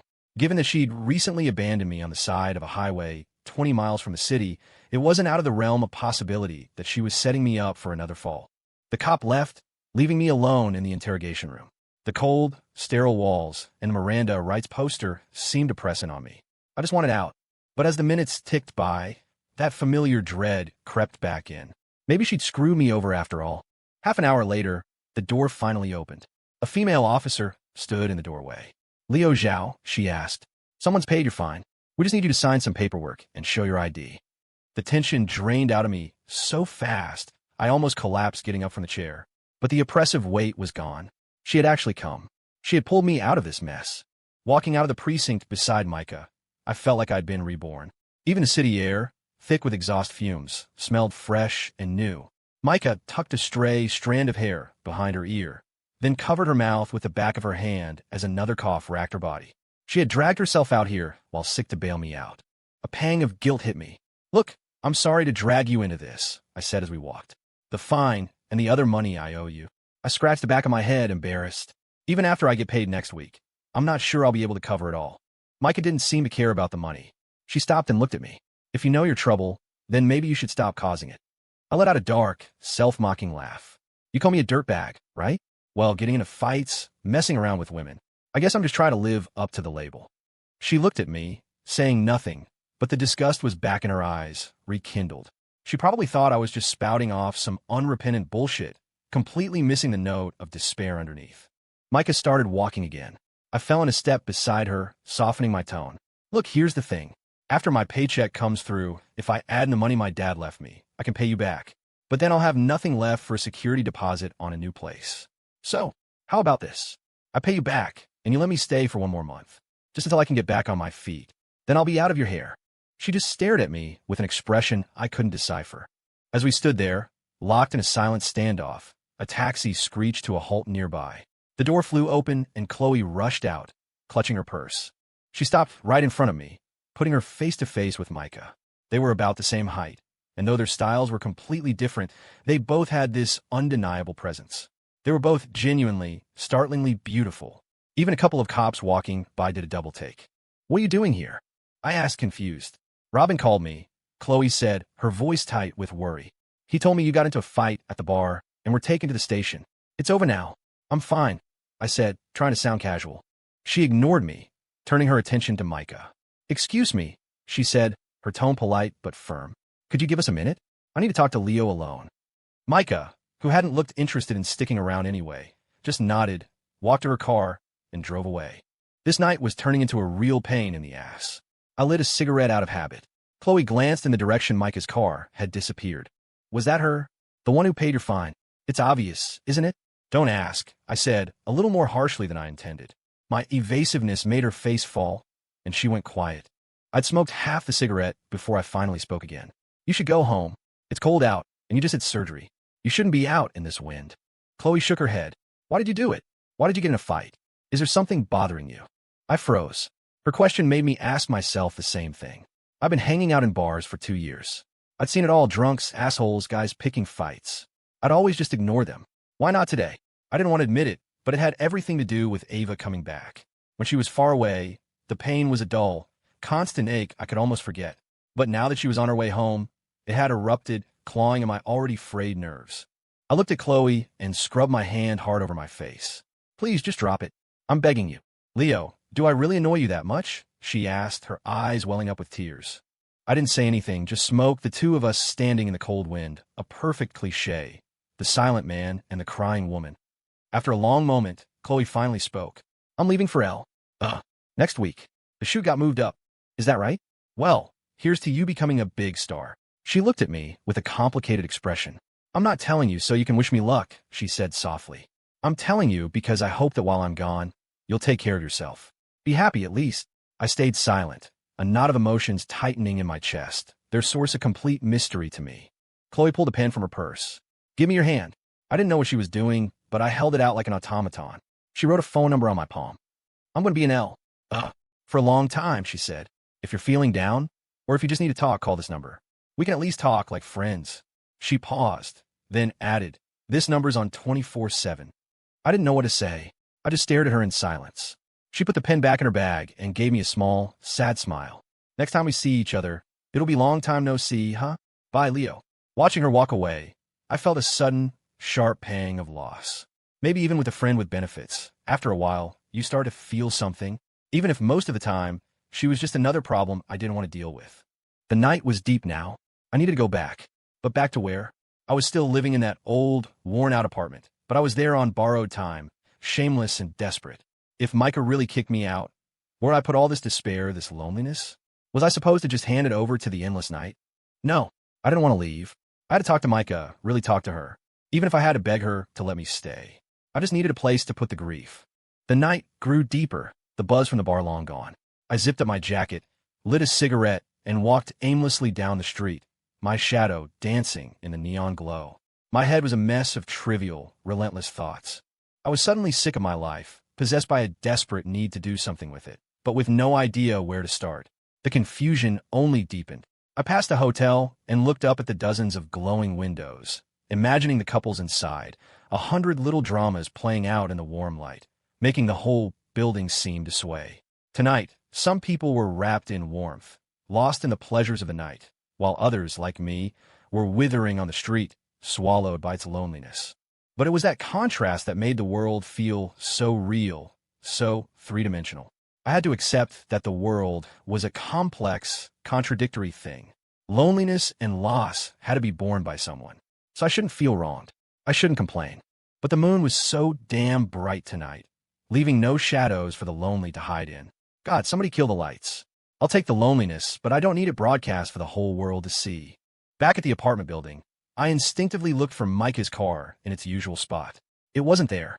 I walked around to the other side of the building and saw it parked. It seemed she'd gotten used to parking over here. I squatted by her car and smoked another cigarette before heading upstairs.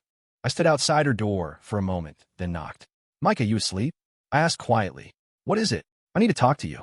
Her reply was exactly what I expected. We have nothing to talk about. At least let me thank you in person for tonight. Seriously, thank you so much. Don't worry about it. 3 words again, a dismissal. No, I have to. I'll feel like an ass if I don't. Without waiting for her permission, I used my gratitude as an excuse and opened her door. The light was on. She was sitting at her desk, reading a book, or maybe some work documents. It seemed she was already getting used to my rudeness, because she didn't react to me barging in. I walked up behind her and glanced over her shoulder. What are you reading? She ignored me, her focus still on the papers in front of her. I just stood there awkwardly, trying to figure out how to tell her I had no intention of moving out. Do you think it's appropriate to be standing in a woman's room this late at night? She asked, her voice cold. I just wanted to say thank you. That's all, I said quickly. Fine. You said it. Now get out. Okay, I said, then tried a different, more solicitous tack. By the way, Did you take your medicine tonight? I heard you coughing earlier. Micah closed the folder and looked at me, frowning. If you have something to say, say it. I'm about to go to bed. You're the one who told me to say it. Don't get mad when I do. Then don't say it. Nope, too late. The cat's out of the bag. You said to talk, so I'm talking. I took a breath, steeling myself. Look, the truth is, I have no intention of moving out. As I said it, I subconsciously stood up straighter, as if my posture alone could intimidate her into agreeing. Micah looked at me, her expression calm. I already told you that you don't have to pay me back right away. You have no reason not to move out. I said I don't want to move out. Don't you get it? I raised my voice.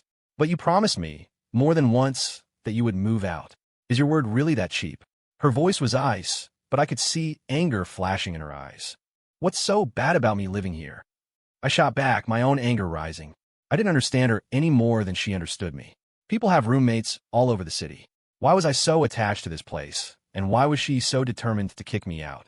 Besides, I thought I was a pretty decent roommate, all things considered. Perfectly safe. Tell me what's good about it, she countered. Everything's good about it. I thought for a moment, then added, with me here, if you ever have a problem with the neighbors, I can handle it. I'm basically the king of this block. Can you please not be so childish? Micah cut me off. I sneered. You don't believe me? Go check out the other buildings around here. See if they have to deal with loud parties and teenagers blasting music all night. Do we have that problem here? No. Let me tell you, this building doesn't have a security guard, but with me here, it's better than having one. Even if that were true, it's not a reason for you to stay. You have to move out, she said, her voice firm. I exploded again. Are you dense?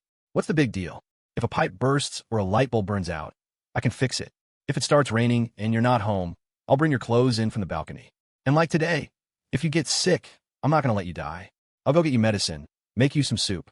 Why do you have to be so stubborn and make us both miserable? I'm not miserable.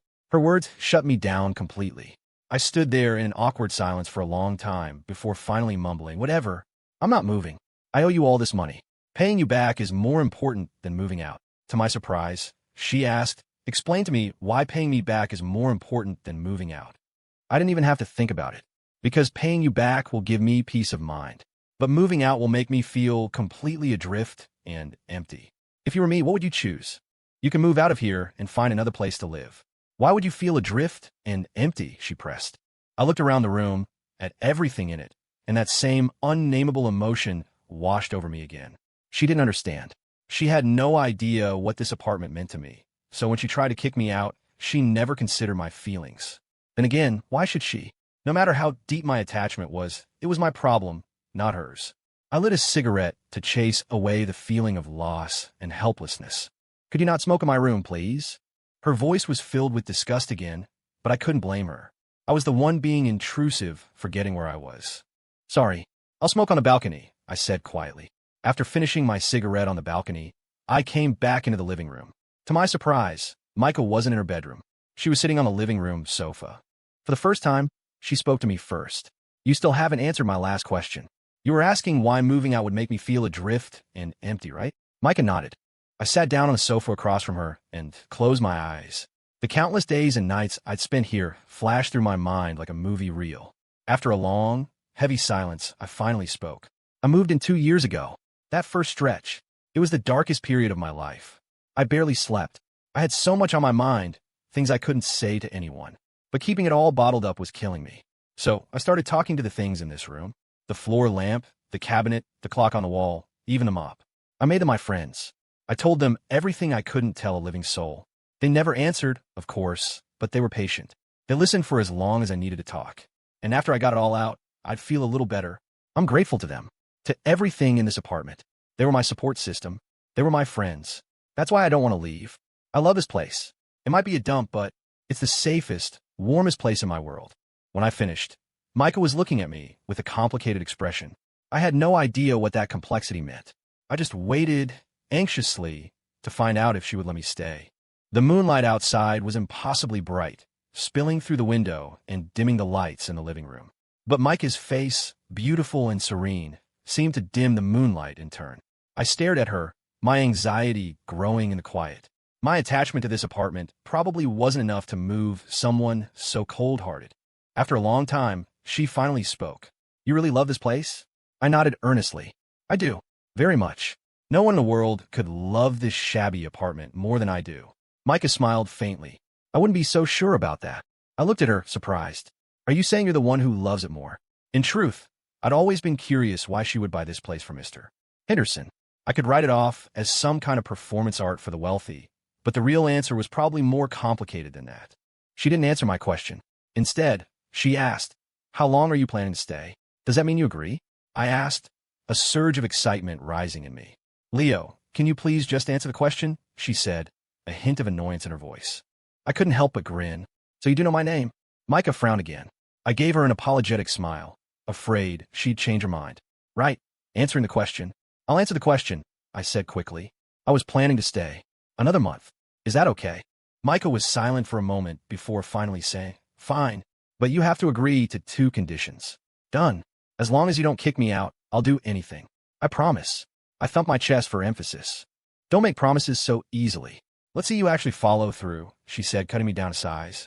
I laughed awkwardly again. I know I don't have much credibility in your eyes. So how about this? I'll do my best to meet your conditions. Okay. She paused, then said, first condition, from now on, you can't go to bars or clubs. Can you do that? What? The word escaped me before I could stop it. I never expected her to make a demand like that. Micah just looked at me, waiting for my answer. I was baffled by her request, but a woman's mind is a mystery I've never bothered to solve. The most important thing was staying here. I nodded without thinking. Yeah, I can do that. What's the second condition? While you're living here, you're not to enter my room, and you have to give me back my key. That's totally fair. I reached into my pocket, found the key to her room, and placed it on the coffee table in front of her. Micah stood up. Remember what you promised, she said, as a final warning. If I find out you've broken either of these conditions, you will move out on your own. After getting ready for bed, I went back to my room. It should have been a night of relief. I had a temporary reprieve, after all, but my mind wouldn't stop racing. In 4 days, Ben and Jenna were getting married. As a friend who had been there through it all, their wedding was bound to stir things up for me. I'm not against marriage. If I found the right woman, I want to get married too. But my financial situation was a joke. I had so little to offer a marriage that the whole idea felt like an unrealistic fantasy, something to be locked away for now. Then I thought of Ava. We were bound to see each other at the wedding. What if she brought a boyfriend? Or what if she was already married and brought her husband? Was I going to have another breakdown? I shook my head and laughed grimly. A breakdown at a friend's wedding. How dramatic. The next day, I got to the office on time. Ben was already back from Seattle, and we met by the coffee machine in the break room. We stood there, nursing our cups of coffee and chatting. So, I asked him, did you nail down the Gucci project? Ben let out a sigh of relief. It's a done deal. If all goes well, we'll sign the contract next month. Nice. Getting a major brand like Gucci into our department store is a huge win. You've got a bright future ahead of you, my friend, I said, clapping him on the shoulder. But Ben's expression turned serious. Leo, have you thought about your career at all? If you have any ideas, I can talk to management for you. I just laughed. Don't worry about me. If I had any ideas, I'd fight for them myself. I knew he was worried, but he'd only been head of the creative planning team for 6 months. He didn't have much seniority, and the office politics here were deep. Plus, everyone knew we were friends, which wouldn't do him any favors. Give me a break, Ben said, his tone annoyed. We've worked together for 2 years. When have you ever proactively fought for anything for yourself? I grinned. That's because I haven't had any ideas. I think things are fine like this. At least the work is easy. If the sky falls, it'll hit you ladder-climbing overachievers first. Ben was speechless for a moment, then sighed. You're unbelievable. 2 years. All right, enough with the nostalgia. I cut him off. Let's talk about yesterday. I spent the whole day shopping with your fiancé. You owe me big time for that. Ben nodded. Dinner after work. We walked back toward our office, still holding our half-empty coffee cups. Just before we got to the door, Ben suddenly grabbed my arm, making me stop so abruptly that coffee sloshed onto my sleeve. What's wrong? I asked, shaking the coffee off my cuff, a mix of surprise and annoyance. I had a feeling something was off with him, ever since he'd asked about my career. Ben looked at me, his eyes intense. He paused for a long time before he spoke. Ava called Jenna last night. She was about to board her flight back. She should be landing in Seattle around noon today. I froze. My mind went completely blank. I had no idea what to feel. Ben patted my shoulder. Are you going to go to Seattle to see her? He asked quietly. It took me a long moment to answer. And how would I do that? I asked him. Show up as the loser ex-boyfriend? If you think it'll be awkward, then just pretend I never told you. But you'll have to see her eventually. Of course, I knew what he meant by eventually. At his and Jenna's wedding. She would be there. I would be there. But that kind of meeting was just a formality, not a deliberate act. I figured if I could be mature enough about it by then, I could just treat her like a stranger we happened to run into. No need for pleasantries, no need for heartbreak. For the rest of the morning, my mind drifted in and out of focus. It wasn't until noon, when everyone had gone to the cafeteria for lunch, that I finally lit a cigarette, leaned back in my office chair, and closed my eyes. Through the haze of smoke, the image of Ava on the day she left swirled in my head, impossible to shake. I was in pain, lost, but I had no idea how to escape this self-indulgent agony. 2 years ago, I had understood that the pain I was imagining because of our breakup was just meaningless self-torture. But being a masochist is human nature, I guess. I'd rather clench my teeth and bear the phantom pain than let go and find peace. Right now, Ava was probably enjoying afternoon tea with her family and friends, while I was sitting here in an empty office, poisoning myself with nicotine and exhaling a cloud of misery. I viciously stubbed out the cigarette, wanting nothing more than to slap myself across the face and tell myself to stop being so pathetic. But I couldn't bring myself to do it. All I could do was give a bitter, helpless laugh. All my rebellions and my I don't give a damn attitude over the past few years, right now, they all just looked like the sad legacy she'd left me. And I had been carrying that sadness all this time, drowning in a past I couldn't escape, hurting myself over and over again. The smell of smoke slowly faded. The large office was still empty, just me. The warm afternoon breeze blew in through the open window, carrying with it a strange melancholy that perfectly matched my mood. I sat there for a while longer before I finally felt hungry. I stuffed my pack of cigarettes into my pocket and got up to find something to eat. As I got out of the elevator, my phone rang. It was Robin. I answered, and his apologetic voice came through. "Leo, man, I'm really sorry about the other night. I should have had your back." I laughed it off. "If we're brothers, don't give me that sorry crap. You guys are in a band. Brawling in bars is not your thing. What bar would ever book you again? Besides, teaching those assholes a lesson is the civic duty of an upstanding citizen like myself. You guys stay out of it." Robin laughed too. "All right, man. Say no more. Hey, listen, there's a fashion show at Soho tonight. Lots of gorgeous girls. I know a few of them pretty well. You should come. If you see someone you like, I'll introduce you." "Yeah, all right." I agreed instantly, almost out of instinct. "Cool. It's my treat tonight. We're gonna go wild." I was already out of the office building, the sunlight hitting me, and my thoughts seemed to clear. I suddenly remembered my promise to Micah last night. No more bars. I stopped walking. I thought about all the unreliable, bullshit things I'd done her lately. This time, I decided I was going to be a man of my word. After a slight pause, I said to Robin, who was still waiting on the line, "Oh, man, look at my memory. I've actually got something I have to do tonight. I can't make it. What could possibly be more important than hanging out with us?" Robin asked, joking but also a little surprised. In his eyes, I, Leo Zhao, had always treated having fun as my top priority in life. "It's just one of those things. Let's do it another time. I really can't tonight." Robin sounded a little disappointed, but he didn't push it, leaving me to my quiet, uneventful night, a consequence of keeping a promise. After hanging up, I walked on into the warm breeze, a little surprised by my own change of heart. I could have just gone. It wouldn't have been a big deal. I could have just told Micah I was at a company party. She could control my life, but she couldn't control a legitimate work gathering, right? So why didn't I just lie to her? I didn't get it. After a while, I still couldn't figure it out. So I decided to just chalk it up to this. She was just too beautiful. And when it comes to beautiful women, men have a natural instinct to obey. But even that half-baked logic didn't seem to hold up. So what was it then? For a long time, I still didn't understand. That evening, Ben and I found a diner near the office. We ordered some simple food and sat across from each other. A few minutes later, the food arrived. Ben picked up his fork and started eating. When he saw that I wasn't moving, he said, "Hey, you gonna eat? Aren't we waiting for Jenna?" I asked. "She went to Seattle to see Ava." "It's just us tonight," Ben said calmly. "She went to see Ava? You guys are getting married in a few days. Could she really get away?" I asked, feigning confusion. Ben shrugged, unfazed. "She just left after work. She'll be back tomorrow morning. It's no big deal." I nodded and started to eat. Ben put his fork down and stared at me. After a moment, he asked, "Leo, you want to get a drink?" "Not tonight." He watched me for another moment. "You seem pretty down," he said. He glanced at his watch. "Jenna probably hasn't gotten far yet. I could call her, have her turn back, and pick you up. You could see Ava, have a clear-headed conversation for once." I was silent for a long moment, then sighed. "Jenna's really turning into your loyal sidekick, isn't she?" "What's that supposed to mean?" Ben asked, shifting in his seat, not taking offense at my backhanded insult. You're both sadistic. Are you two trying to comfort me to death? Just leave it alone, please. Was I comforting you? Ben asked, looking innocent. I lost my temper.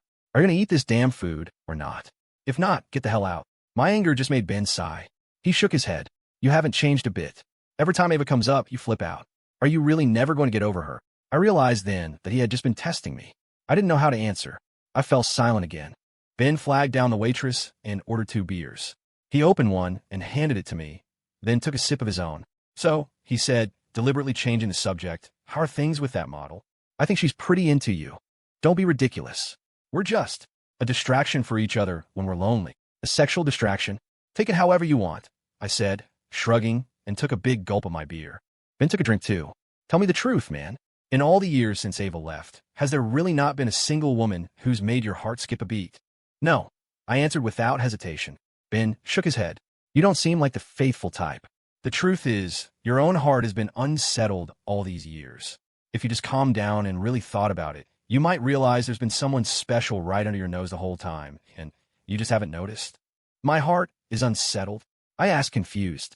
Ben nodded seriously and gestured at my beer. Take a drink and think about it. Right now, I bet you'll have a revelation. I was skeptical, but I did as he said. I took a drink of beer and let my mind wander, pulling out the memory of every woman I'd been with over the years.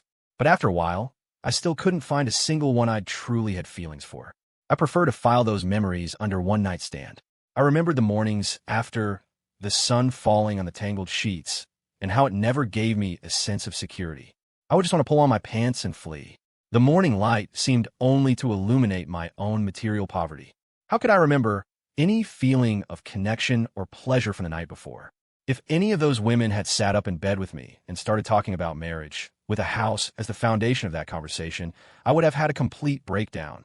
And with that as my baseline, I had long ago forgotten what it even felt like to have feelings for someone. Well, Ben asked, clinking his bottle against mine, his voice full of concern.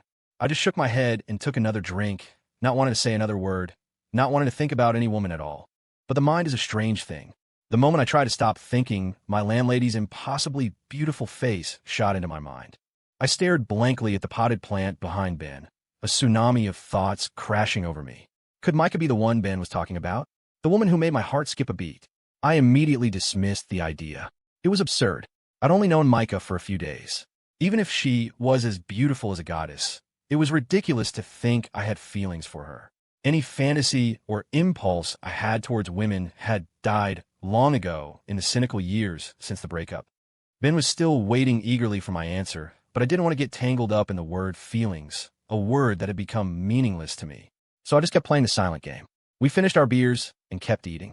Outside, the sky had grown dark without us noticing. The streetlights on both sides of the road cast a familiar glow over the city at night. Ben and I each lit a cigarette, enjoying the post-meal idleness. We kept chatting, and after a while, Ben glanced out the window at the night sky and teased, "Leo, something's off tonight. It's completely dark, and you're still sitting here. Shouldn't you be out on the prowl?" "I'm not going anywhere. I'm going home to sleep." Ben looked genuinely shocked. "Who murdered your nightlife?" His question stopped me cold. My wild, drunken nights had indeed been murdered by a woman who had just appeared in my life. I didn't answer him right away. Instead, I wanted him to help me analyze a question that had been bothering me for days. I still couldn't figure out why Micah, who drove a luxury car, would be living in that rundown apartment. I wasn't about to believe it was some kind of destiny a benevolent God had cooked up for us. And destiny seemed a bit of a stretch anyway, considering I'd thrown out her comforter and she'd responded by abandoning me on the side of the highway. The world didn't seem to have that kind of torturous destiny. After a moment, I said to Ben, "Let me tell you something wild. Does this wild thing have anything to do with you not going out to cause trouble?" I nodded, then selectively told him everything that had happened between me and Micah over the apartment. When I finished, Ben looked at me with a mix of belief and disbelief. After a moment, he asked, "Are you sure she's driving a $100,000 car and living in your crappy apartment?" "Of course I'm sure. Help me analyze it. What's her motive?" I said, completely serious. "Well, it's not for your money or your life," Ben said, giving me a dismissive glance. "I know I don't have any money, and my life is worthless, but I'm being serious right now. Can you be serious? Leo, we live in a very real world. You really shouldn't expect that she owes you something from a past life and is here to repay the favor." I rubbed my chin, looking thoughtful. "You know, you might be wrong. It's possible. I mean, I've been such a screw-up in this life. I must have done a lot of good deeds in a past one. Maybe my landlady received my kindness in a past life and is here to serve me in this one. Serve you? Didn't you just say she tricked you into going out to the middle of nowhere on I-5 between Portland and Salem and left you to freeze your ass off? Is that how someone serves you? I pointed at Ben, speechless again. You're a real piece of work, you know that? Ben laughed, stood up, and clapped me on the shoulder. Leo, having a woman show up to distract you from Ava might not be such a bad thing. Before I could respond, he added, it's almost 7:30. I have a meeting with the wedding planner at 8. Let's call it a night. Watching Ben leave, I lit another cigarette, feeling dazed. I didn't quite understand what he'd said. Why would Micah's appearance distract me from Ava? After leaving the diner, I bought another beer and walked home, drinking as I went, swept along by the crowded sidewalks, listening to other people's laughter and thinking about my own problems. When I got home and opened the door, the apartment was dark. I flipped on the living room light and looked around. The place felt cold and empty. My landlady, Micah, wasn't back yet. Bored out of my mind, I sat on the sofa and watched TV. Without the drunken haze of a night out, the evening seemed to stretch on endlessly. I couldn't remember the last time I'd been like this, a domestic creature looking for distraction on the TV as the night began and feeling utterly, profoundly bored. It was only 8:30, but the boredom was already clawing at me. I smoked a cigarette, stared into space for a while, and when I looked at the clock again, only 10 minutes had passed. I felt like I was going to die. A night alone was truly unbearable. I found my guitar in my room, pulled up some tabs, and started practicing a song. If there was anything I liked to do at night besides getting blackout drunk, it was playing guitar to kill the boredom. I finished one song and was about to start another when I heard a noise outside. The door opened, and there she was, Micah, holding her purse, looking beautiful enough to kill a man. Even though we had our issues, I'm not so petty as to deny her beauty. The woman really was a masterpiece, like God had gotten carried away. I put down my guitar and smiled. You're back. Yeah, she said, walking toward her room. Hold it, I said, my voice firm, my face serious. It was just the boredom talking, the unwillingness to be lonely. I wanted to mess with her. Micah turned to face me. What is it? I looked her up and down, more and more confused about how a woman could be born so beautiful. The words just came out. How are you so pretty? You're not some kind of demon in disguise, are you? Micah's brow furrowed. Could you please not make me feel like I've let a wolf into my house? She said coldly. I immediately stood up, pretending to be indignant. Hold on a minute, lady. I lived here first. Don't you think that wolf in the house line is a little inappropriate? Micah ignored my first served argument, her voice still icy. If you think I'm a demon, you're free to move out at any time. I won't object. Why should I move? I was living here first. You're the new tenant at best. Besides, you already agreed to let me stay here, and I'm keeping my end of the bargain. I came straight home after work, and I've been sitting here like a damn statue. So don't you ever mention moving out to me again, I said, standing up from the sofa for emphasis. I'm your new tenant. Micah's tone was clearly displeased. I couldn't have cared less about her displeasure. That's right. From now on, you will act like a female tenant in my presence. In this house, seniority rules. Whoever's been here longer is the landlord. Don't you think you're being incredibly childish? And let me remind you, there's no need to twist the facts. You can't just force the title of tenant on me, because I only agreed to let you stay here for 1 month. You will soon be leaving this place forever with the identity of a tenant, Micah said, looking at me with an unshakable confidence. So what if it's only for a month? I'll still take being the landlord for a month, I said, trying to sound tough, but my spirit sank at her words, leaving this place forever. Micah didn't want to argue with me anymore. Whatever you say, she said, turning and walking back to her room. Alone in the living room, I pulled out a cigarette and lit it. As I exhaled, I couldn't help but laugh at the landlord status I'd fought for with my shamelessness. The smoke drifted lazily toward the open window, illuminated by the light. I watched it mesmerized. A gust of wind from nowhere snapped me back to reality. In that borrowed breeze, I suddenly saw the hazy outline of Ava's face. I remembered. In 3 days, we would see each other at Ben and Jenna's wedding. I had a premonition that these next 3 days would be even harder to bear than the 3 years we'd been apart. To this day, I still can't understand it. We spent 4 years of our prime building a relationship. Why couldn't it have had a happy ending? Even if we had to break up, she could have at least given me a reason. But I closed my eyes.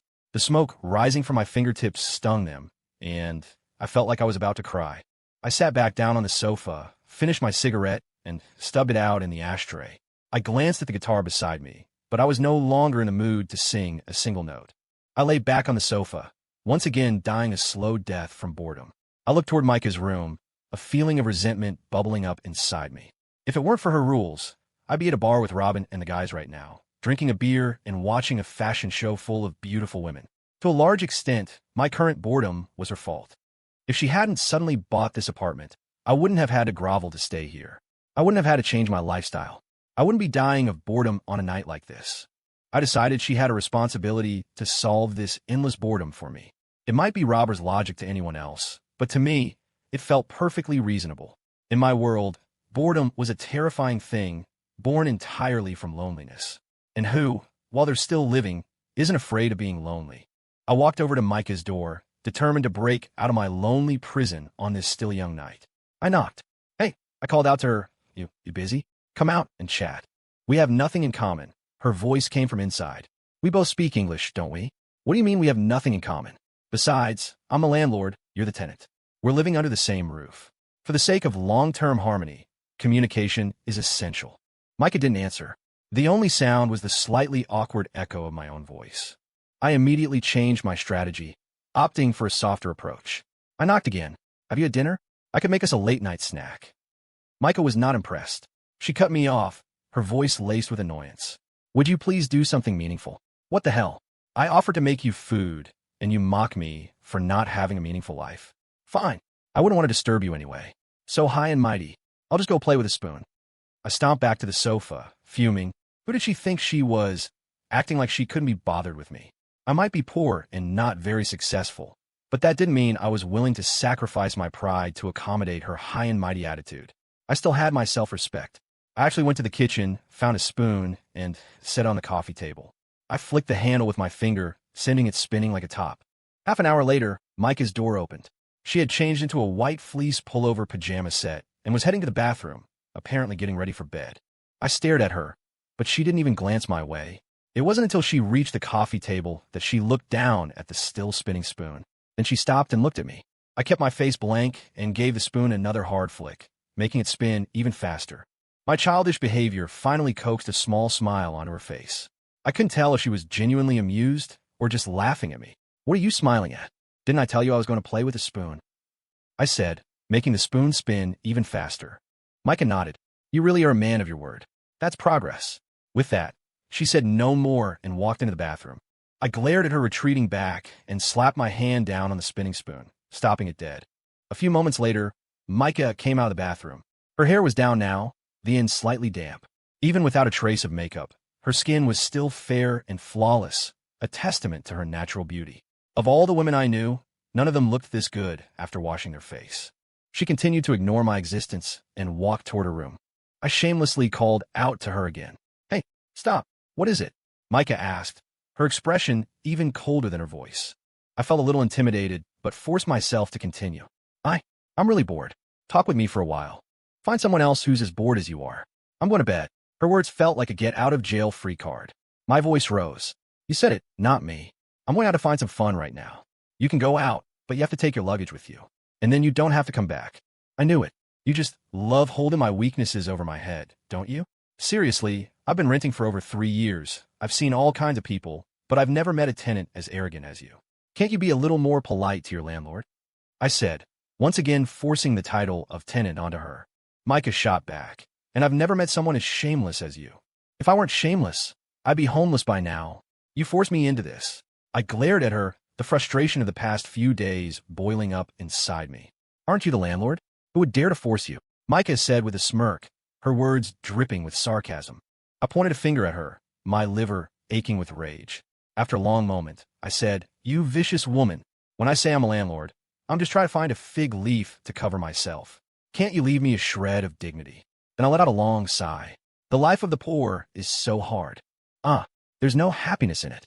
A person like you in ancient times would be a peasant rabble-rouser, and in modern times a shameless thug.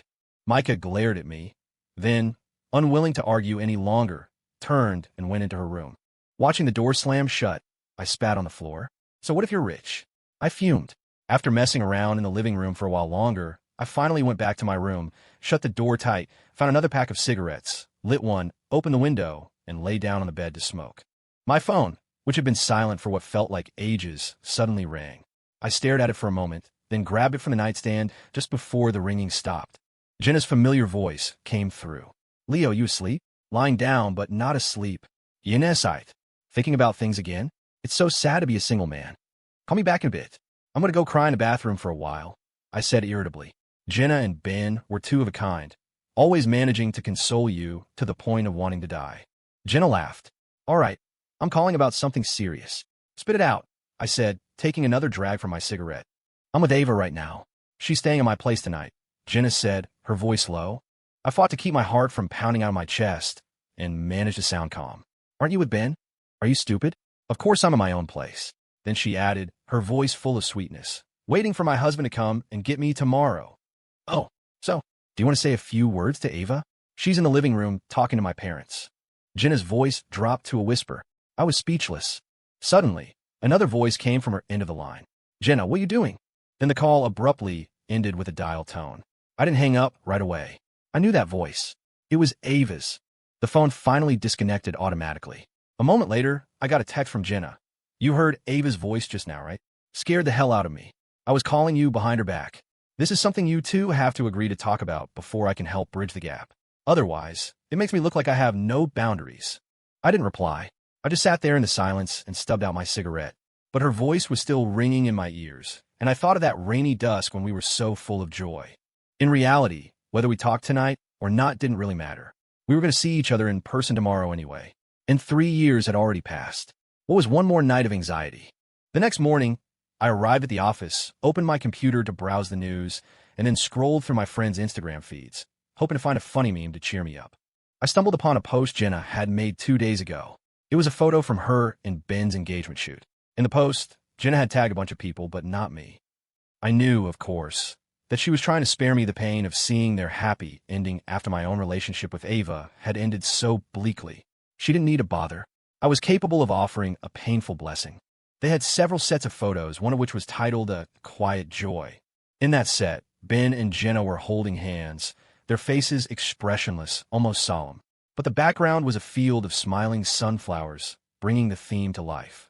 It was a brilliant theme, but it wasn't theirs. More than 3 years ago, when Ava had asked me, with remarkable foresight, how we should take our wedding photos, I had come up with that theme on the spot. I believed that joy found in silence was the kind that could withstand the test of time, the kind that would last forever. I sighed softly, my heart aching from the cruel passage of time. After a long silence, I smiled and left a comment on Jenna's post. "You two shameless thieves. Wishing you eternal happiness." I lit a cigarette and took a long drag, then exhaled slowly. But the smoke was instantly shattered by a gust of wind from the window, and with it, the image in my mind fractured too. It was a picture of Ava, still looking at me with the love she had for me 3 years ago, lying in my arms, praising the theme of a quiet joy. We had joyfully decided that one day, when we got married, we would use that theme for our wedding photos. But in the end, we would never get to use it. So it was plagiarized by our 2 unoriginal friends. I wasn't sad about it at all. Not sad at all. I just couldn't help but remember that dusk, and how happy we were dreaming of our wedding. At noon, Ben and I were having lunch in the company cafeteria. Starting this afternoon, Ben would be on his honeymoon for 2 weeks, and he needed to hand off some of his work to me. We spent 10 minutes talking about work, then moved on to the wedding. "Has Jenna found her maid of honor yet?" I asked. Ben nodded. She was going to ask a colleague from her company, but now that Ava's back, it's obviously going to be her. It took me a second to process that. "And I'm her best man, right?" "What? Are you trying to bail on me?" Ben's face darkened. "What are you two thinking? Did you and Jenna even consider how awkward this is going to be for me and Ava?" It took a moment for Ben to understand. "Oh, right, Jenna, and I didn't even think about that. It's pretty awkward for you two. As long as you get it. Besides, Ava and I broke up. It's bad luck to have us as your best man and maid of honor. Now that you mention it, that has made me a little nervous," he said. He paused. "So which one of you is backing out? You're on vacation, and all your work is being dumped on me. I don't have time to be a best man anyway.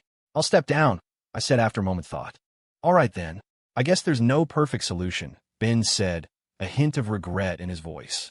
Of course I felt regretful too, but according to wedding tradition, having a broken-up couple as the best man and maid of honor was bad luck for the newlyweds. After a brief silence, I asked, "Have you thought of anyone else for best man?" Ben gave me a reassuring look. Don't have to. I got a ready-made one. I'll just ask Nathan.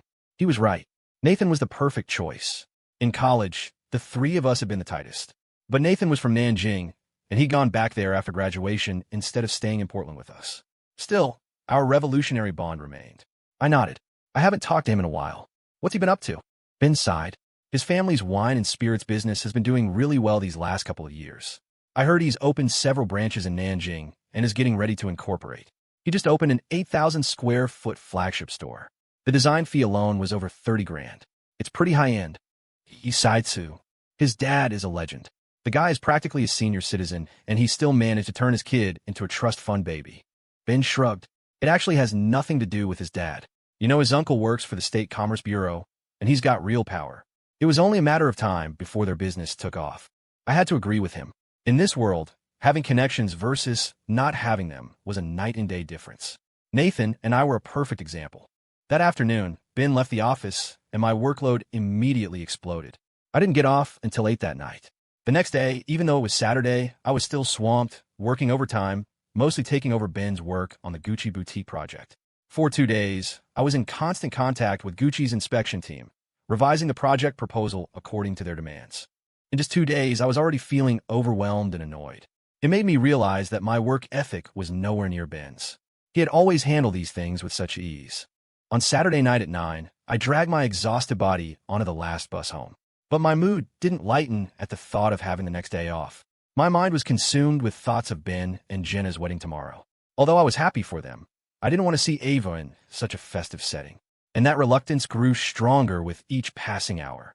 It felt like Ben and Jenna's wedding was a cruel interrogation for me and Ava. Maybe Ava wouldn't care about that interrogation, but I really did. I got home at 9:30. I didn't shower and go to bed right away. I just sat on the living room sofa, lit a cigarette out of habit, and sank into my anxiety, unable to shake it. I even forgot to play my guitar to relax. I drank a glass of cold water and lay on the sofa, staring at the ceiling. A few moments later, I heard the door open. I knew it was Micah.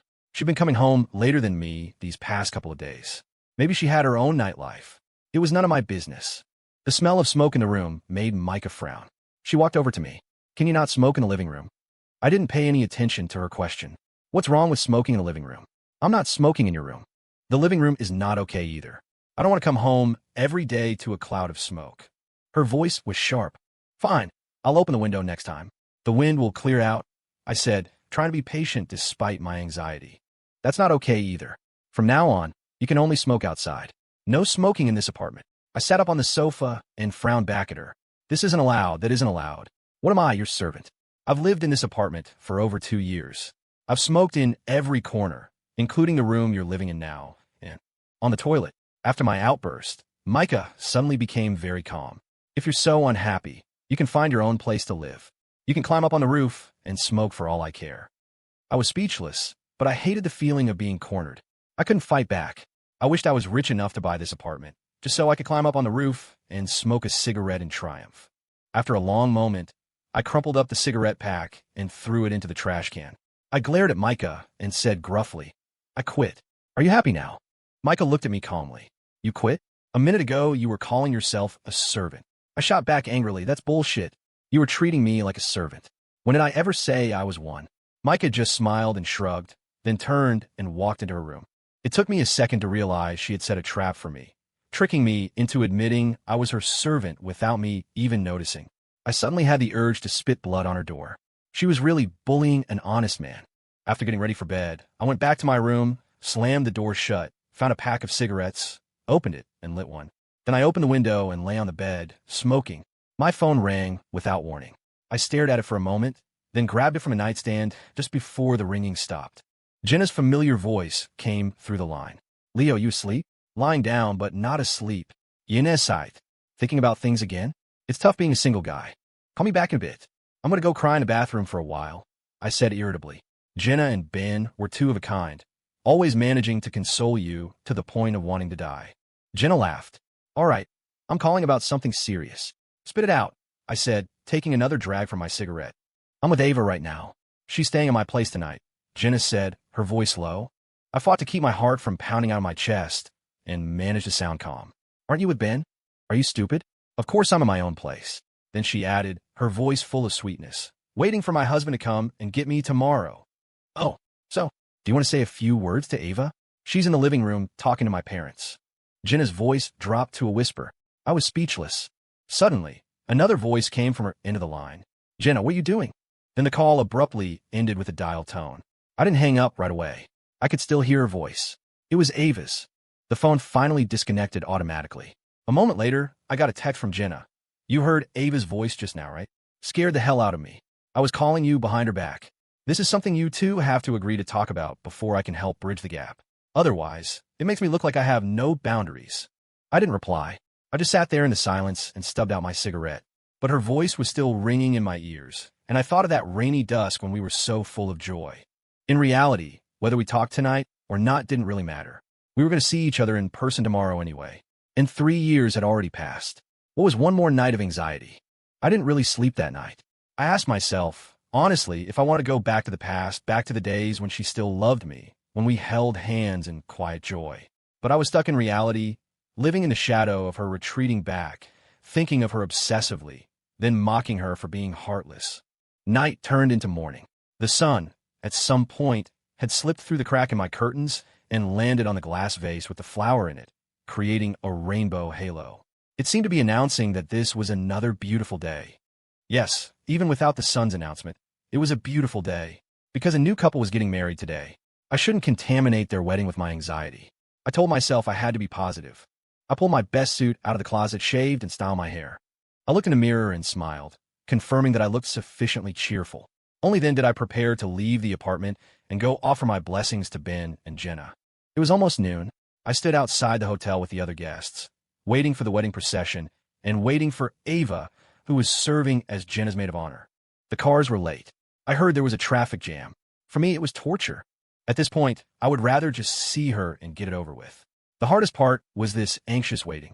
Since we had to see each other anyway, I might as well get it over with quickly.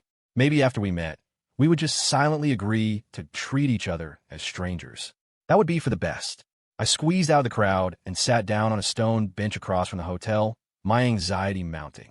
This kind of anxiety was hard to describe. It felt like Ben and Jenna's wedding, a symbol of their happy ending, was a cruel interrogation for me. The interrogation was not just emotional, but also material.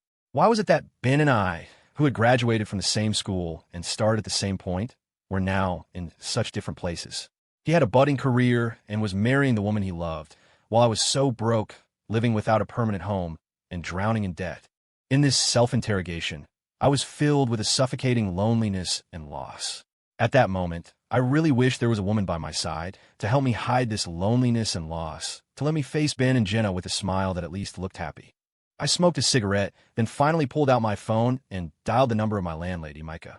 After a short wait, Micah answered. I asked quickly, "Are you up? What do you want?" Her tone was wary. I laughed, tried to get her to lower her guard. "Actually, I wanted to invite you to lunch." "There's no need for that. We're not that close," Micah refused without even thinking. "There is a need. Think about it. You lent me money. You let me stay at your place. You've basically saved my life. If I don't buy you a meal, I'd really be the scumbag you think I am." Micah was silent for a moment. I pressed on. "Come on. I've already picked the place. I sincerely hope you'll give me a chance to finally shed this low-life title." After another moment of silence, Micah said, "Where is this lunch?" "The Hawthorne Grand Hotel." "The Hawthorne Grand? Did I hear you correctly?" she asked, her voice full of doubt. "You heard me right. Only a 5-star hotel can show the sincerity of my invitation. So, you have to come. This meal is worth a week of my salary," I said, my voice full of sincerity and feigned heartache.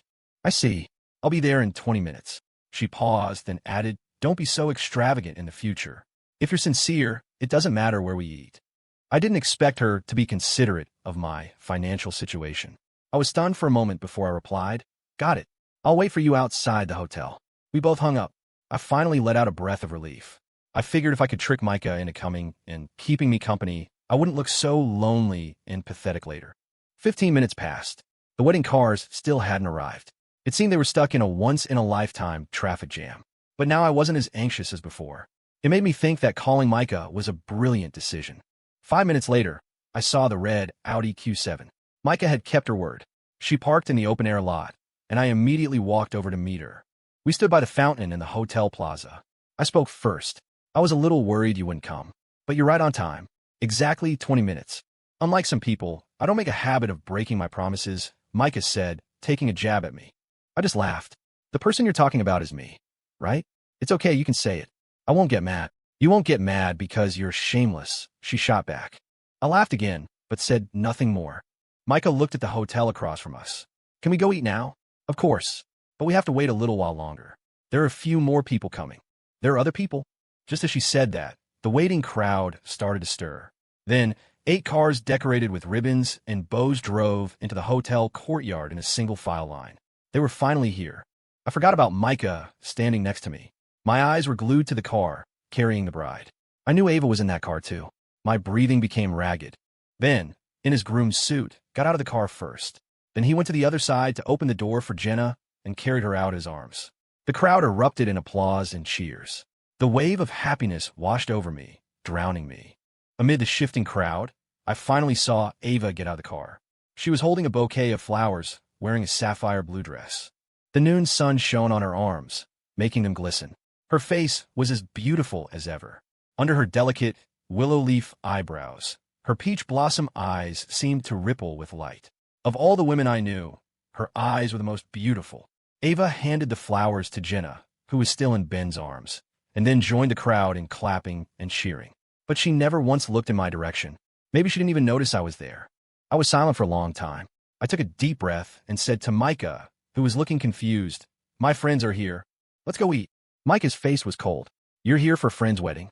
You never intended to sincerely invite me to lunch, did you?" I was sincere.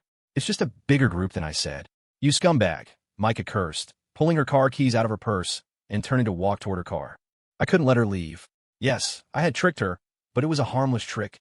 At least she could get a free meal out of it. Since she was already here, there was no reason for her to leave.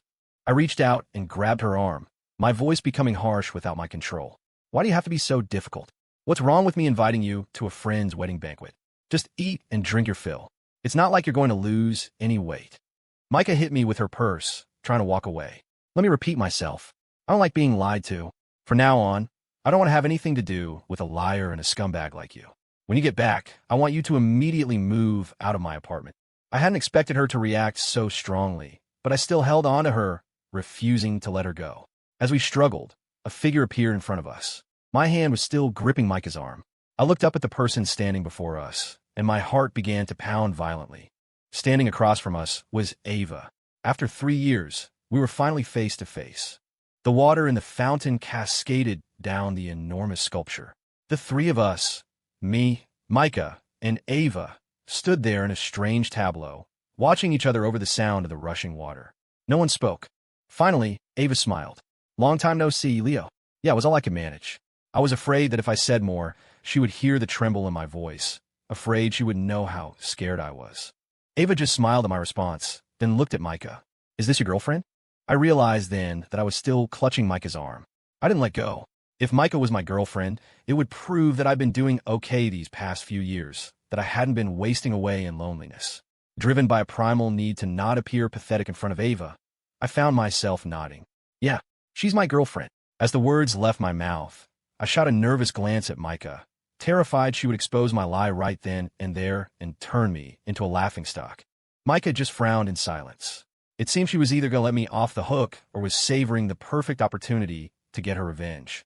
I quickly said to her, "Don't you have that urgent thing at the office? You should get going. I'll explain to my friends later. They'll understand." Micah wrenched her arm free, looking like she couldn't wait to get out of there. Without another word, she turned and walked toward her car. The red Q7 sped past, so close I could feel the rush of air. The atmosphere itself seemed to crackle with her anger. I had really pissed her off this time. The fountain kept gushing. Now it was just me and Ava. I lit a cigarette, took a deep drag, and complained with a put-on air of helplessness. "She's just so busy. Always busy." "Is that so? She seems nice, though." "What do you mean, seems nice?" "She is nice," I said, straightening up, correcting her. Ava studied me for a long moment. "You haven't changed, Leo." "What's that supposed to mean?" Before she could answer, Nathan, the best man, waved at her from a distance, calling out that the MC was looking for her for one of the wedding events. Ava called back to him, then looked at me. "The reception is about to start. Aren't you coming in? I'm just going to finish my cigarette." Watching her walk away, I was consumed by a sense of loss. I wanted to tell her she was right, that I hadn't changed. I still cherish the days we were together. I still remembered that day. I couldn't meet her family and had to hide in a corner to see her off. I remembered her crying as she wrote, "Wait," in lipstick on the car window. I watched from afar until the word blurred in my vision, until my face was streaked with tears she would never see. I was lost in the past, wanting nothing more than to run to her, hold her, and tell her I still loved her. But our reunion just now had been so pale, so empty. We weren't even casual friends. I knew that the love we had, the quiet joy, was drifting further and further away. If my heart was a city, at this moment, the entire city was weeping. The wedding banquet began. Everyone took their seats. I sat with my colleagues at a table near the back, while Ava and Nathan sat at the head table with the bride and groom. I tried not to look at Ava, but it was impossible. It was ridiculous. How could I not look at the woman I had thought about every night for 3 years, now that she was just a few feet away? My colleague spoke to me, and I answered distractedly, my mind always searching for an excuse to glance in her direction. But Ava never once returned my gaze. She was too busy chatting with Nathan, smiling at whatever he said. They seemed to be getting along well. She seemed to be in a good mood. The MC on stage was goading Ben and Jenna into a kiss, and the crowd was cheering. I said nothing, just drank one glass of wine after another. In a daze, I saw Nathan walking toward me, glass in hand. I quickly drained my own glass and refilled it. By the time he reached me, my glass was full again. I shouted, "Nathan, my man, come over here and prepare to get wrecked." Nathan laughed. "We'll see who gets wrecked. How many are we doing this time?" This challenge was a holdover from college. Back in our reckless youth, we'd drink until one of us was literally under the table. The last man standing would triumphantly call the loser his bitch. Over 4 years, I've been the bitch, Ben had been the bitch, and Nathan had been the bitch. We spent 4 years trading the title, but none of us ever admitted the other two were the masters. In reality, I hadn't drunk like that since graduation, but today I didn't care who it was. If they raised a glass to me, I'd drink whatever they were having, as much as they wanted. I was happy for Ben and Jenna, and I was miserable for myself. With all these emotions swirling inside me, maybe alcohol was the only cure. I swapped my wine glass for a large tumbler and filled it to the brim with white liquor. I raised the glass to Nathan. Just like old times, 1 glass each. If you can't handle it, just pass out on the floor. No begging for mercy, no excuses. The others at the table laughed, thinking we were joking, but I didn't blink. I tipped back the glass and downed the entire thing in 2 gulps, then turned it upside down to show it was empty. A wave of gasps went through the room. Everyone's attention shifted from the newlyweds to me and Nathan, including Ava's. "Leo, you haven't changed a bit since graduation." "Still a beast," Nathan said, "but I'm drinking this one because I'm incredibly happy today." He downed his glass in one go, then glanced over at Ava. I caught that glance. A string in my heart snapped taut. I knew who his happiness was for. In college, he and I had both pursued Ava, but she had chosen me. After that, he'd called her his sister, still taking care of her with unwavering devotion. Back then, it seemed like he had moved on, but now that Ava and I had broken up and she was back, if she was single, he was free to pursue her again. I said nothing. Nathan poured himself another full glass. "Leo, my friend," he said, "do me a favor. Let's have another." I nodded and poured myself another glass, ready to drink it down. But Nathan put his hand on my glass. "I'll go first this time." He tipped his head back and drank the entire glass, then set it down on the table and walked back toward Ava. Ava looked at him with concern. "You should drink less. You'll hurt yourself." "I need the courage from this drink to say what's in my heart," Nathan said. He tilted his head back, closed his eyes, took a deep breath, then took the microphone from the MC. He looked at Ava, his whole being transformed into a vessel of pure, heartfelt emotion. I had a terrible premonition. What was about to happen would be enough to tear me apart. The entire hall fell silent. Nathan's face was sincere, his gaze tender and full of emotion. He held Ava's hand tightly, staring at her for a long moment before speaking. "Today is a joyous day, and it's a day I've been waiting for a very long time. Ava, I have loved you for 5 years. I have never stopped, not even when you were with Leo. I chose to silently wish you both happiness, because I thought he would make you happy, but your relationship failed. I won't judge what happened between you two. Love is a free thing, and there's no point in dwelling on the past. Now you're single, and I hope you'll be my girlfriend. I am willing to do anything for you. Even if you want to go back to America, I will go with you. I will follow you to the ends of the earth, just like I did 2 years ago when I went to America to be with you, to make you laugh, to make you happy." My heart felt like it was exploding. Nathan's words reminded me of something. A month after Ava and I broke up, Nathan had indeed gone abroad for a while. At the time, he hadn't told us where he was going. Now I knew. He had gone to America to be with a heartbroken Ava. He had been in contact with her all these years. Everyone was waiting for Ava's answer. But in that moment, I finally understood. In college, Ava had been in love with a feeling. After graduation, she was in love with social status. In every way, Nathan and Ava were the perfect match. I think I already knew what her answer would be. In the tearing pain, I saw it again. Her face as I saw her off that day, crying as she wrote, "Wait," in lipstick on the window. Ava and Nathan looked at each other, her expression unreadable. Nathan pulled a small, elegant box from his pocket, clearly prepared in advance, and opened it. Inside was a necklace, a crystal inlaid with diamonds. The lighting technician killed the main lights in the hall, hitting Nathan and Ava with a single spotlight that made them shine. In the surrounding darkness, I felt like I had ceased to exist. "This crystal and diamond necklace was designed by the best jeweler in the country," Nathan said. "It's one of a kind. I've named it Devotion. It represents my truest, purest love for you, as pure as crystal and diamond. Give me a chance to put it on you, please." I wanted to tell Nathan he was wrong. Anyone with money could buy a woman a diamond necklace. But the sincerity and purity that comes from love is from the heart. It doesn't need any material props. But how many women would believe such a simple truth? The sparkle of diamonds had long since blinded them. In the end, I didn't say anything. I just retreated further and further into the fortress of my own heart. The entire crowd was moved by Nathan. They applauded, encouraging Ava to accept his confession. Ava glanced toward the dark corner where I sat. Then, after a long silence, she nodded. The applause and cheers grew louder. Overjoyed, Nathan fastened the necklace around her neck. At that moment, a man and a woman became a couple at Ben and Jenna's wedding. A double happiness. At that moment, no one but me remembered that rainy dusk when we had promised to take our wedding photos with the theme of quiet joy. The wedding banquet was winding down amidst the joyful uproar. Guests were saying their goodbyes. I stumbled out of the hotel alone. The sunlight outside was brilliant, so bright it hurt my eyes. I leaned against a pillar, squinting at the blue sky and white clouds. In my drunken haze, I thought I saw the city in my heart float up into the sky, merging with the blue and white, becoming translucent, without a trace of loneliness or pain. Jenna, in her wedding dress, and Ben flanked me, steadying my swaying body. "Leo," Jenna said apologetically, "we're so sorry. We had no idea Nathan was going to confess to Ava at our wedding. You must be feeling awful. We're so sorry." "Huh, I'm not sad. Why would I be sad? Hey, have you seen the city in my heart? It flew up into the sky. It's hiding in the sunlight, all translucent and beautiful." I slurred, pulling the clear cellophane from my cigarette pack and holding up to my eye, searching for that city in the sky. Jenna and Ben exchanged a look. Ben took the cellophane from my hand. "Stop talking nonsense. I'll get a driver to take you home."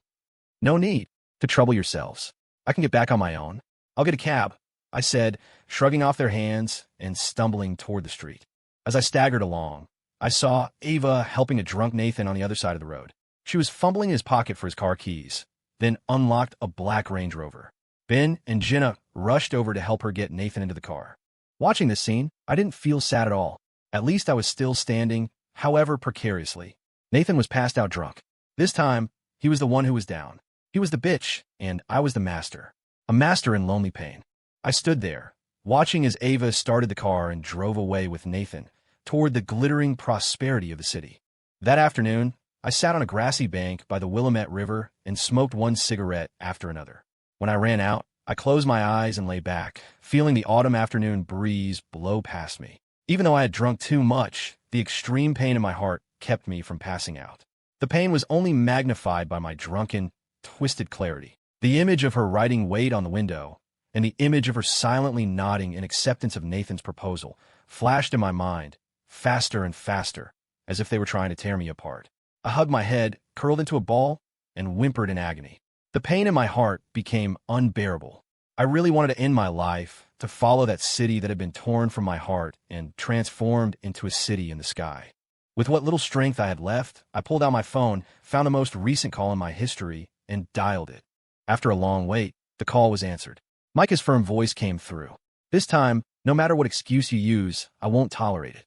You have to move out today. I don't want a liar living in my house." I smiled, my voice surprisingly calm. "If you're free right now, you should come to the Willamette River." My nonsensical request seemed to enrage her further. Why should I go there? She asked sharply. Come stop me. I'm thinking of jumping in. I'm really going to do it. Without waiting for her reply, I threw my phone into the river. I wasn't lying to her. Driven by alcohol and pain, I had become numb. I really did want to go find that translucent city in the sky. A warm, pleasant breeze blew by. Before I could take a step, the accumulated alcohol suddenly hit me. I looked up at the dizzying blue sky, and my body suddenly went limp. I collapsed on the ground and passed out. When I woke up, it was already dark. The lights along the riverbank were on, their reflections shimmering on the water. The sound of car horns from the nearby road assaulted my ears. The combination of sights and sounds made the blurry world suddenly feel real.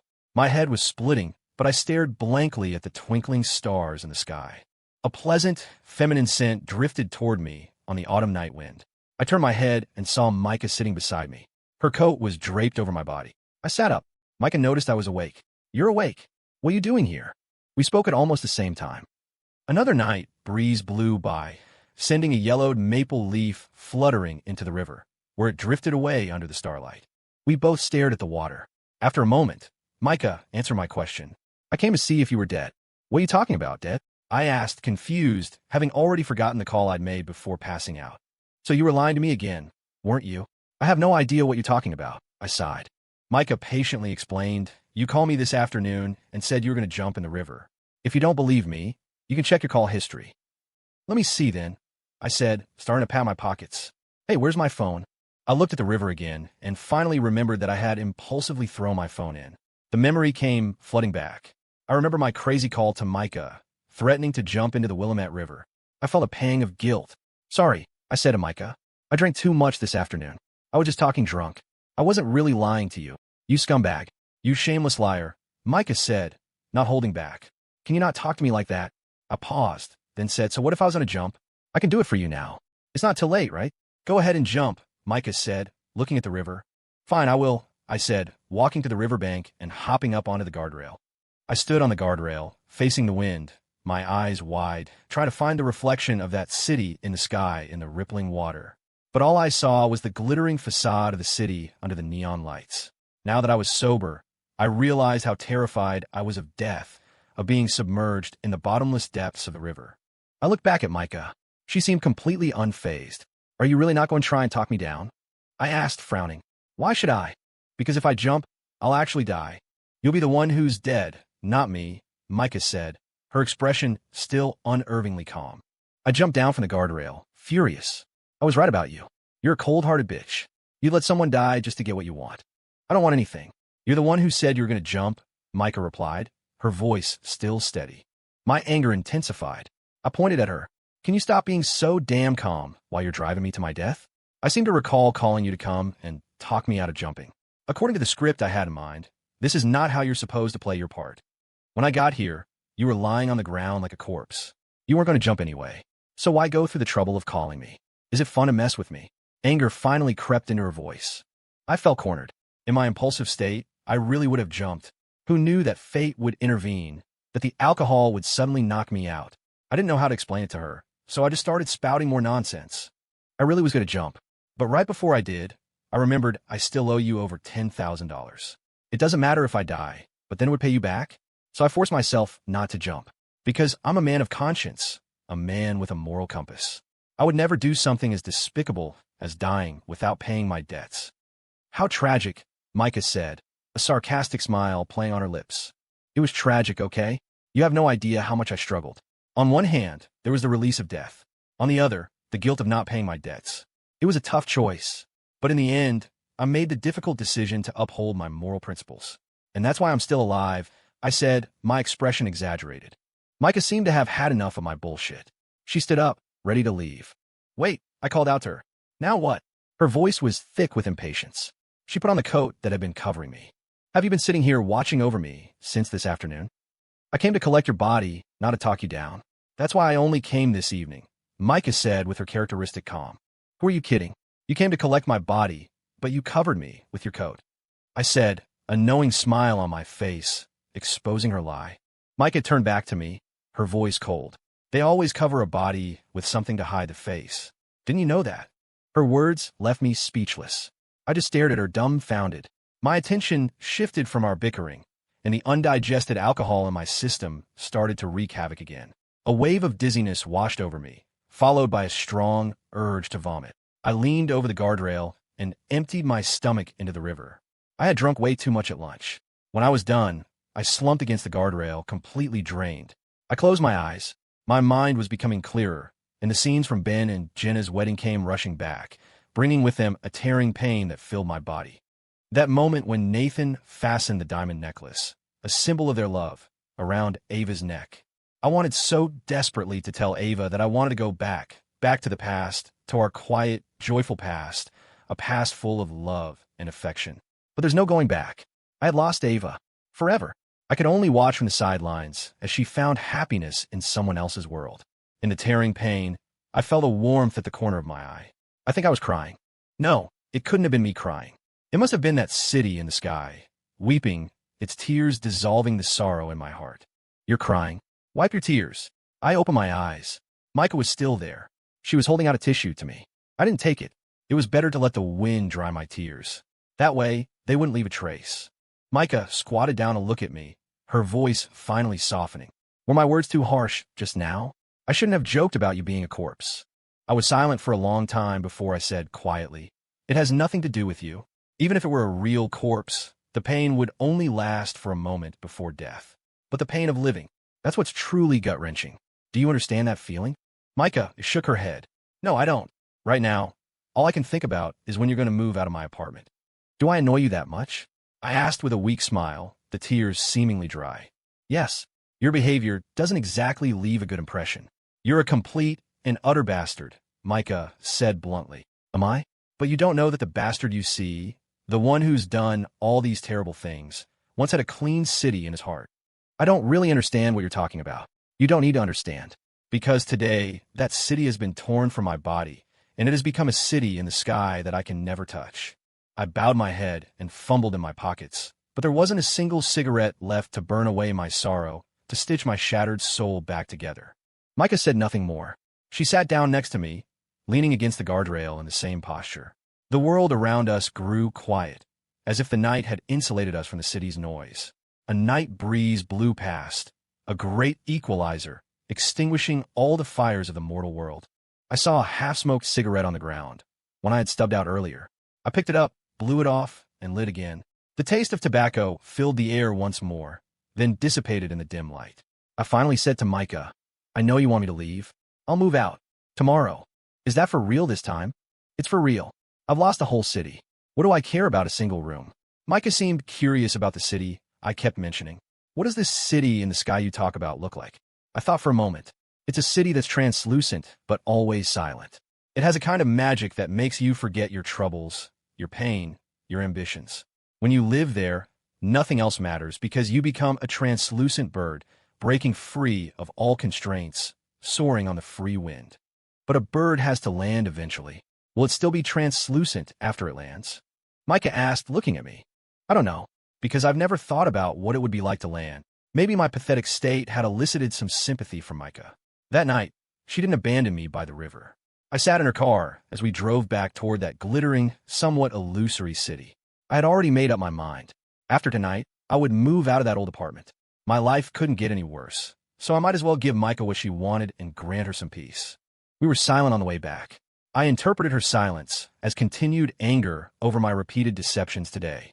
My current pathetic state wasn't enough to extinguish her fury.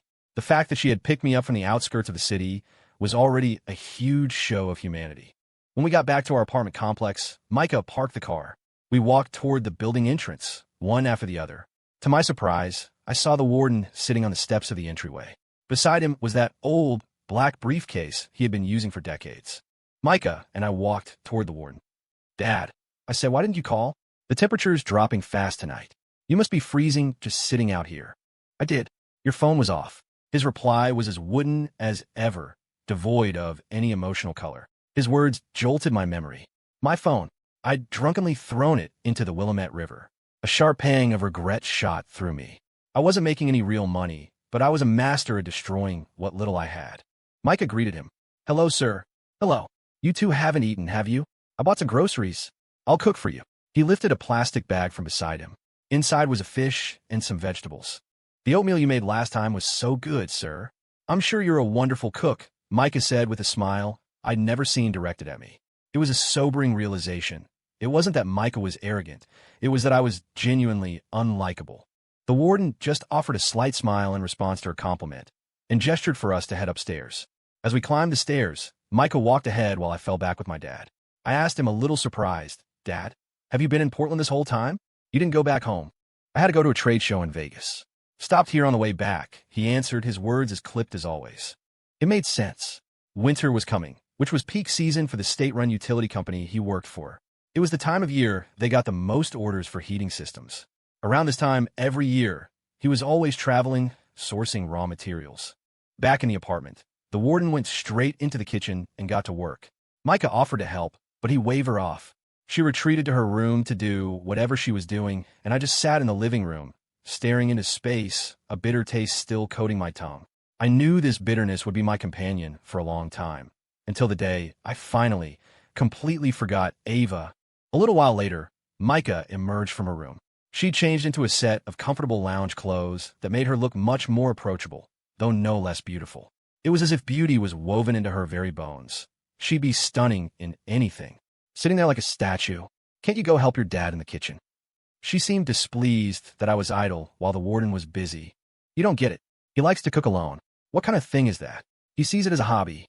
If someone helps, they're stealing his fun." "Oh, so his food must be really good then?" "You're not exactly a foodie. Why all the questions? Do you have to be a foodie to ask?" "Everyone has the right to be curious," she shot back, her tone sharp and confrontational again. "You'll know soon enough. Just wait." Micah didn't press the issue. She turned, went back to her room, and came out a moment later carrying a laundry basket toward the bathroom. I was a little taken aback. So goddesses did laundry too. The sound of running water came from the bathroom, followed by the rumbling of the washing machine. The rhythmic churning only made me feel more detached, as if I could barely feel my own existence. A scream ripped through the apartment. It was Micah, of course. The sheer volume of it snapped me out of my stupor. The warden, quicker than me, was already running toward the bathroom with a large ladle in his hand. I scrambled after him. The two of us stormed in ready for a fight, armed and dangerous enough to take down a wolf. But the object of the confrontation was a single cockroach perched on the edge of the bathtub. It twitched its antennae fearlessly while Micah stood frozen, her face pale with terror. It was a ridiculously lopsided battle, and the laughable part was that the weaker party was a full-grown human. When Micah saw me, she instinctively backed away, hiding behind me. It was a scene straight out of a cheesy primetime soap opera, and just like that, I was handed a chance to be the hero saving the damsel in distress, even if my adversary was just a cockroach. I walked over to the tub, pinched the cockroach by its antennae, and lifted it. The bug reacted violently, thrashing in my grip, which sent Micah into another fit of screams. I had to hide a smile. She could verbally gut me and leave me for dead, yet a single cockroach hiding in a dark corner could scare the life out of her. I guess everyone has their kryptonite. I dangled the roach. "How about an extra dish?" I said to the warden.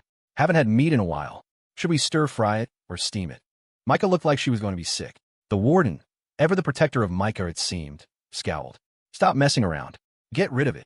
I shot Micah a smug little smirk before tossing the cockroach out the window. Then I sighed dramatically. Well, if the fall didn't kill it, it's now a homeless, disabled cockroach that can't fend for itself. Probably would have been better off if it had just died on impact. Micah knew I was using the cockroach to jab at her for constantly trying to kick me out, but she was still too shaken from the incident to respond. She just stood there, her expression a mask of silent horror.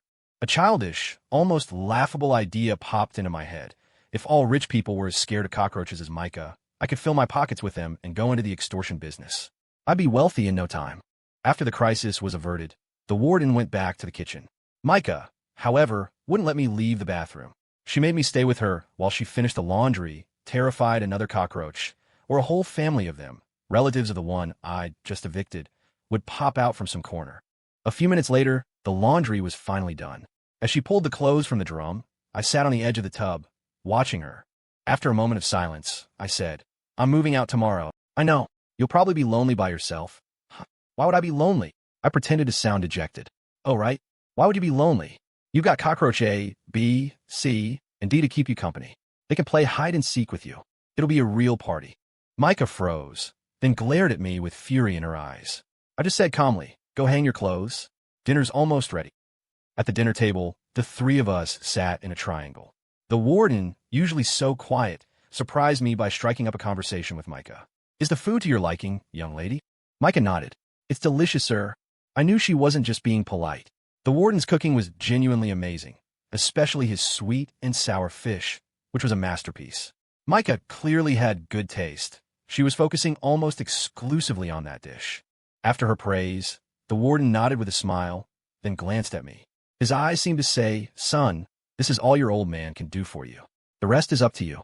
I wished I was misinterpreting that look, because there was absolutely no chance of Micah and me ever becoming a couple. First, she despised me. Second, I still wasn't over the shadow cast by Ava and Nathan. And third, most importantly, I was completely out of her league. Who's ever seen a gorgeous woman in a luxury car fall for an unreliable screw-up like me? Our meeting wasn't some beautiful twist of fate. It was just the universe's cruel way of showing me how vast the gap between people can be before letting me die of shame. What a goddamn asshole, that universe. Lost in my thoughts, the warden spoke to me again. "Leo, after you finish eating, fix that pipe under the sink. The joint is leaking a little. When it gets colder, it could burst." "Got it," I replied. He nodded, then after a moment, added, "Next time I come, I'll bring more rice and flour from home. If you get off work early, you should cook. Eating out is wasteful and unhealthy." He paused, then added, "You two are living together. You need to take care of the young lady.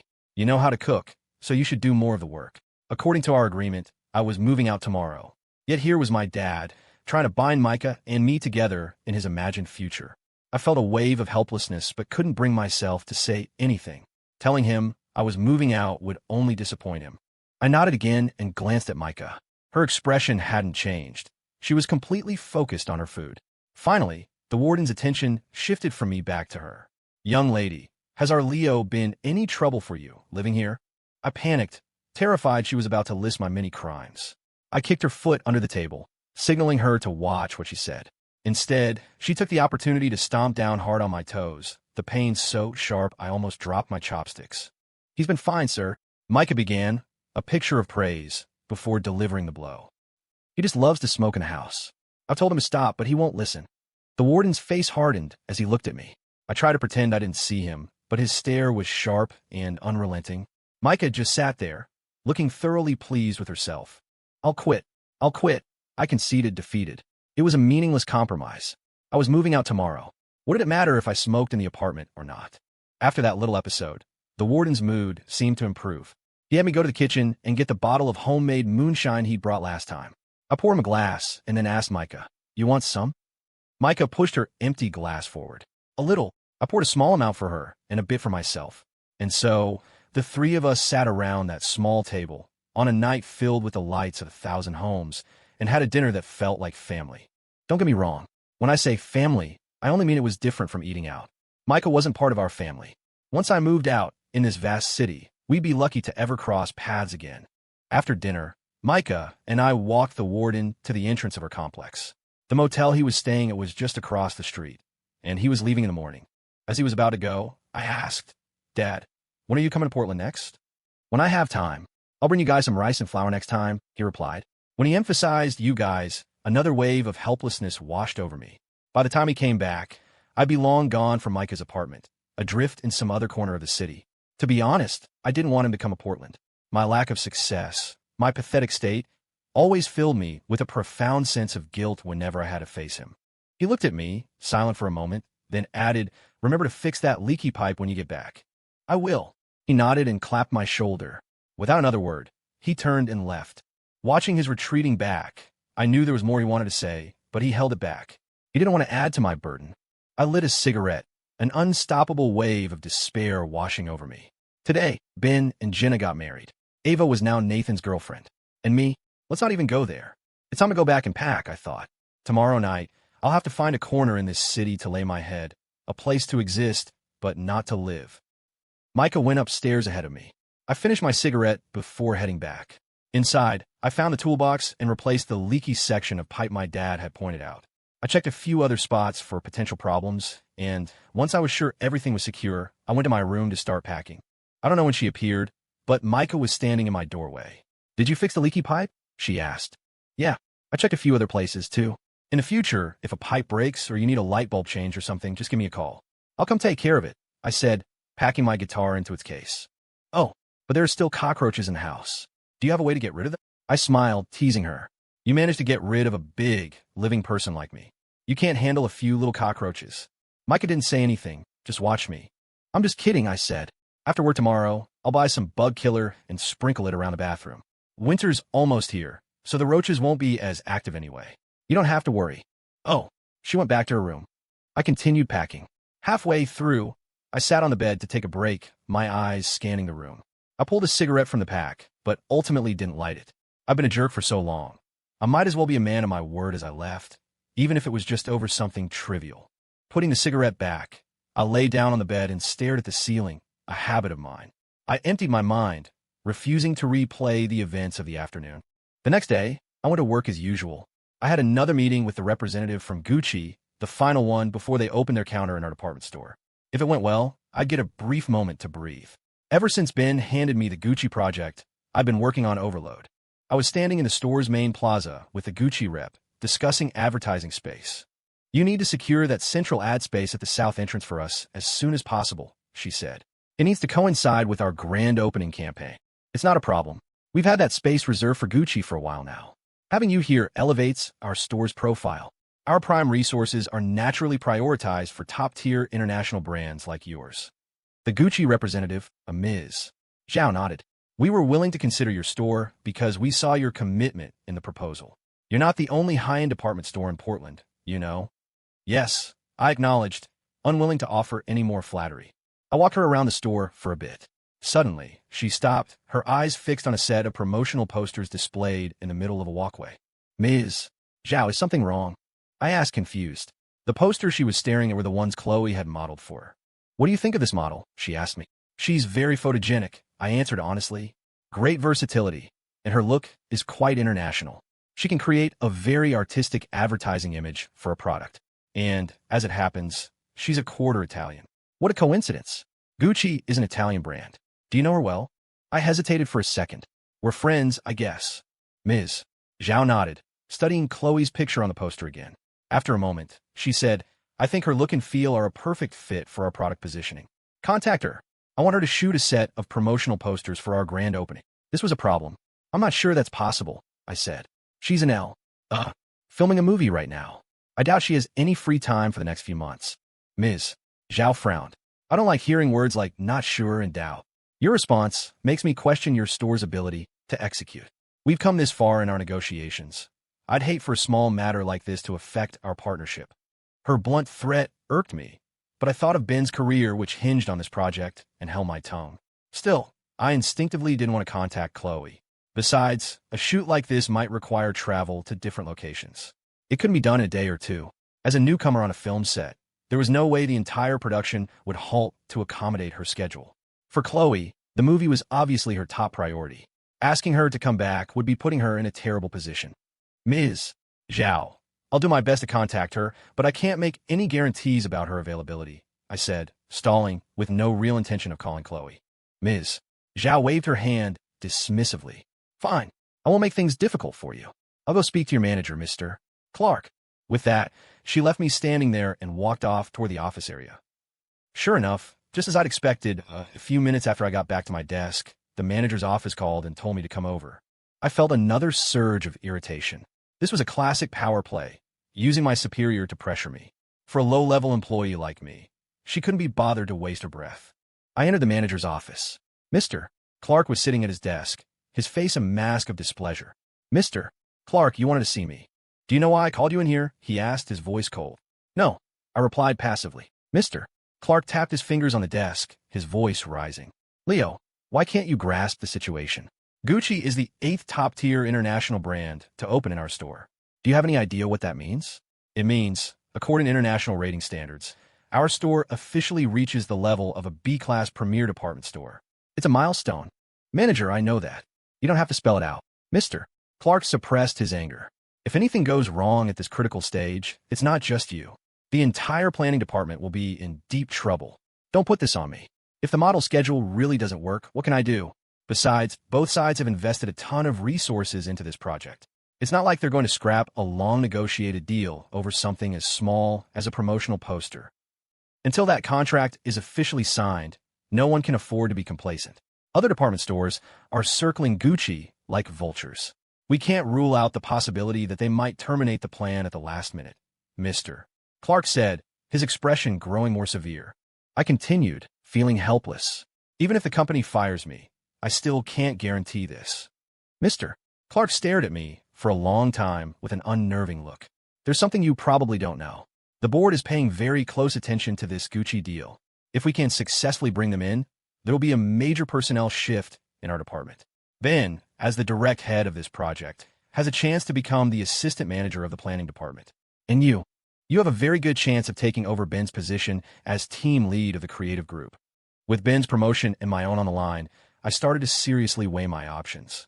I didn't care as much about myself, but this was huge for Ben. If he really became assistant manager, his salary and status at the company would take a quantum leap. His future would be set.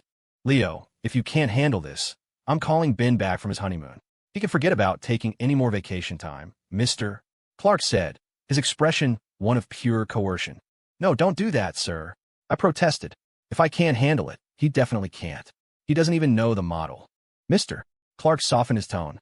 Look, the contract is about to be signed. My guess is that Gucci is just using this model situation as a final test of our commitment. Even if it wasn't this, they'd probably manufacture some other crisis. Whether Gucci opens a counter here isn't just about the company's profits. It's about the interests of our entire department, including your own. So, whatever it takes, you need to get us through this final hurdle. After mulling it over for a long moment, I finally nodded. I'll do my best. Best isn't good enough. It has to be done. I need your guarantee on this, Mr. Clark said, pushing his glasses up his nose. There was no room for negotiation in his voice. Whether it succeeded or not, I had to try.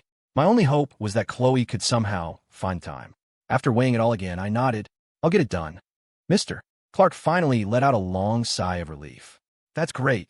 Great for you, I thought. Do you have any idea that I now have to go groveling to the one woman I least want to ask for a favor? As I was about to leave, Mr. Clark called me back.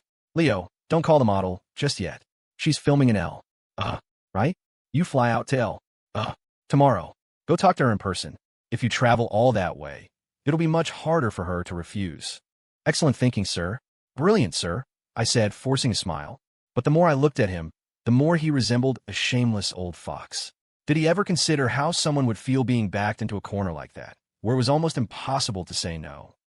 That evening after work, I sat on the bus home, my mind a tangle of anxiety. The anxiety stemmed from having to go to L.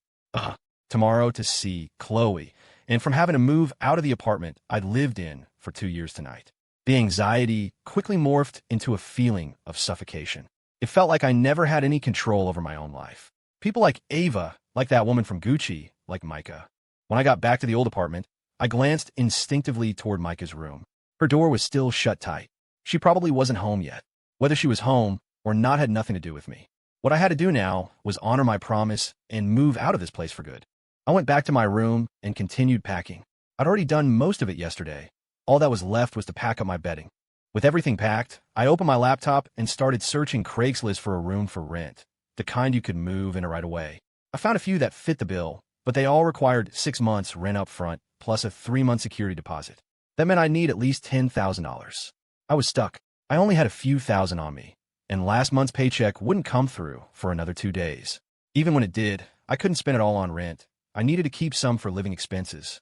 Defeated, I lowered my standards and started looking for shared apartments with cheaper rent. Time slipped by, and when I looked up, the city was already glittering with the lights of 1,000 homes. I rubbed my face hard, trying to ease the fatigue from staring at the screen for so long. I had to take a break, but then I had to get back to it. I couldn't actually end up on the street. I was pathetic enough as it was. I stared blankly out the window, my soul once again lost in the city's sea of lights. In that moment, I desperately craved a place of my own in this city I'd lived in for over 2 years, a woman waiting for me to come home every day, an end to the rootlessness, an end to the lonely nights, an end to the bitter struggle of just being alive. A little while later, I heard the front door open. I knew it was Micah, but this time, I could face her with a clear conscience. I hadn't broken my promise to her. In a few minutes, I would be gone from here. Micah walked in, carrying her purse, and slipped on her slippers. She stood in my doorway, looked at my packed bags, and asked, "Did you find a place?" "Don't worry," I said, subconsciously assuming she'd be happy with my answer. "Whether I've found one or not, I'm moving out tonight." "Oh," she replied, but she didn't leave. After a moment, as if remembering something, she asked, "You said you were going to buy bug killer today to put in the bathroom. Did you buy it?" Compared to moving out and being forced by my boss to go to L. To find Chloe, buying bug killer was so trivial that I had, in fact, completely forgotten. "I'm sorry, I forgot," I said apologetically. "You'll have to get some yourself. Or if you don't want to go out, you can order it online. It's easy." Micah's expression soured. "You promised me. How can you be so irresponsible?" I'd had a suffocating day, and I still didn't have a place to live. My mood was in the gutter. My tone grew heavy. "Can you eat responsibility for dinner? You bring this up every single day. Aren't you tired of it?" Micah didn't expect such a strong reaction from me. She froze for a second, then her face hardened. She nodded. "Fine. Then pay me back the money you owe me. I have no responsibility to you either." I was speechless for a long moment, once again crushed by the misery of being broke. Finally, my voice softer, I said, "You said that as long as I moved out, I didn't have to rush to pay you back." "I don't care. Paying your debts is a basic principle," she said, her face still cold. "We lived under the same roof for a few days. Do you really have to push me to the brink like this?" I said, my head bowed, a strange taste in my mouth. Micah laughed contemptuously. "I'm not the one pushing you to the brink. You've been working for years, haven't you? Why don't you have any savings? You should understand. The person pushing you to the brink is you." Her words ripped open the most painful scar deep in my soul. In an instant, I was drowning in a sea of shame and self-loathing.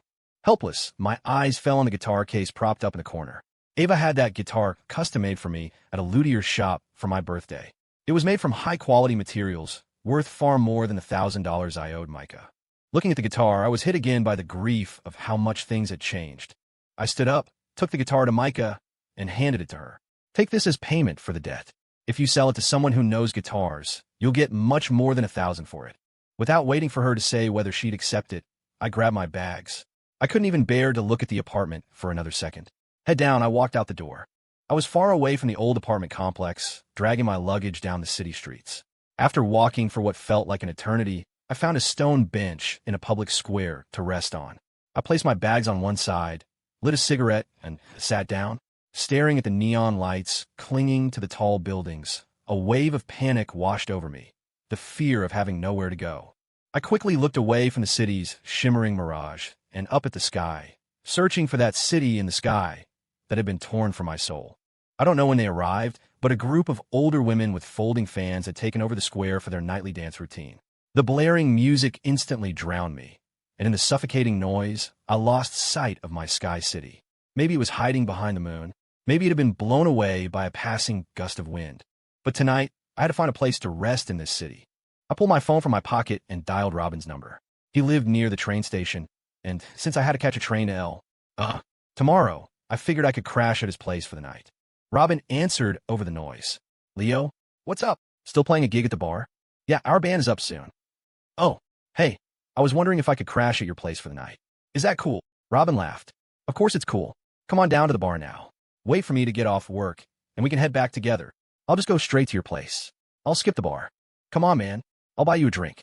I've got a bunch of free drink tickets here." "Really, I'm good," I said and hung up, leaving him to wonder why. After leaving the square, I took a cab straight to Robin's place. Seeing it was still early, I went to the train station and bought a ticket for the morning train from Portland to Reading. It was almost midnight when Robin got back from the bar. I had fallen asleep in the hallway, leaning against my luggage. Robin shook me awake, his tone complaining. "Dude, what's gotten into you lately? I invite you to the bar, and you'd rather sleep in a hallway and wait."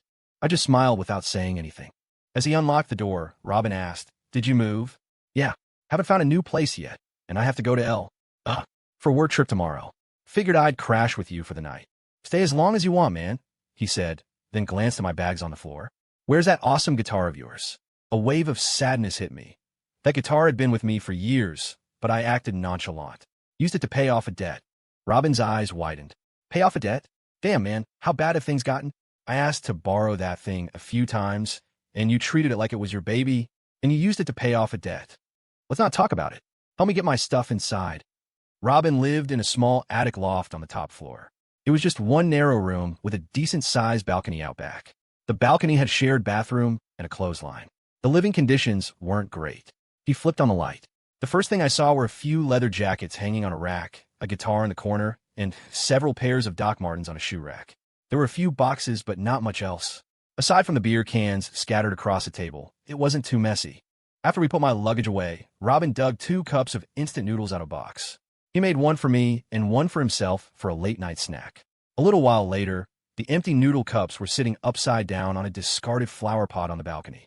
We sat on the balcony railing, a few cans of beer between us.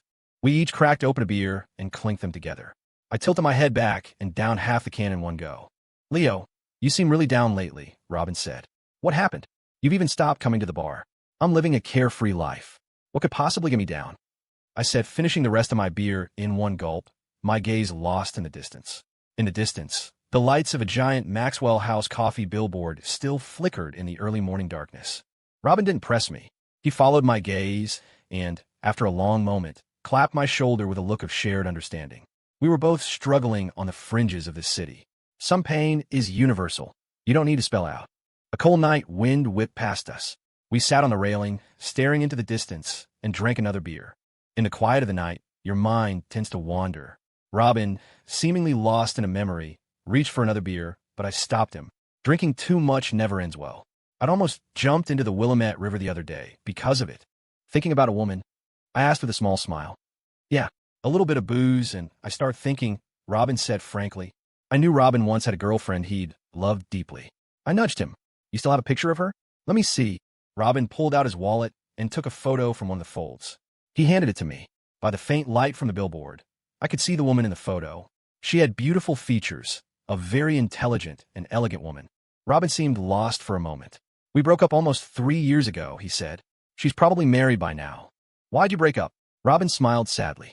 She came from a family of academics. Both her parents were university professors. I was just a musician with no stable income, living day to day. I didn't want to hold her back. "So you just ran off from New York to Portland without telling her?" Robin nodded.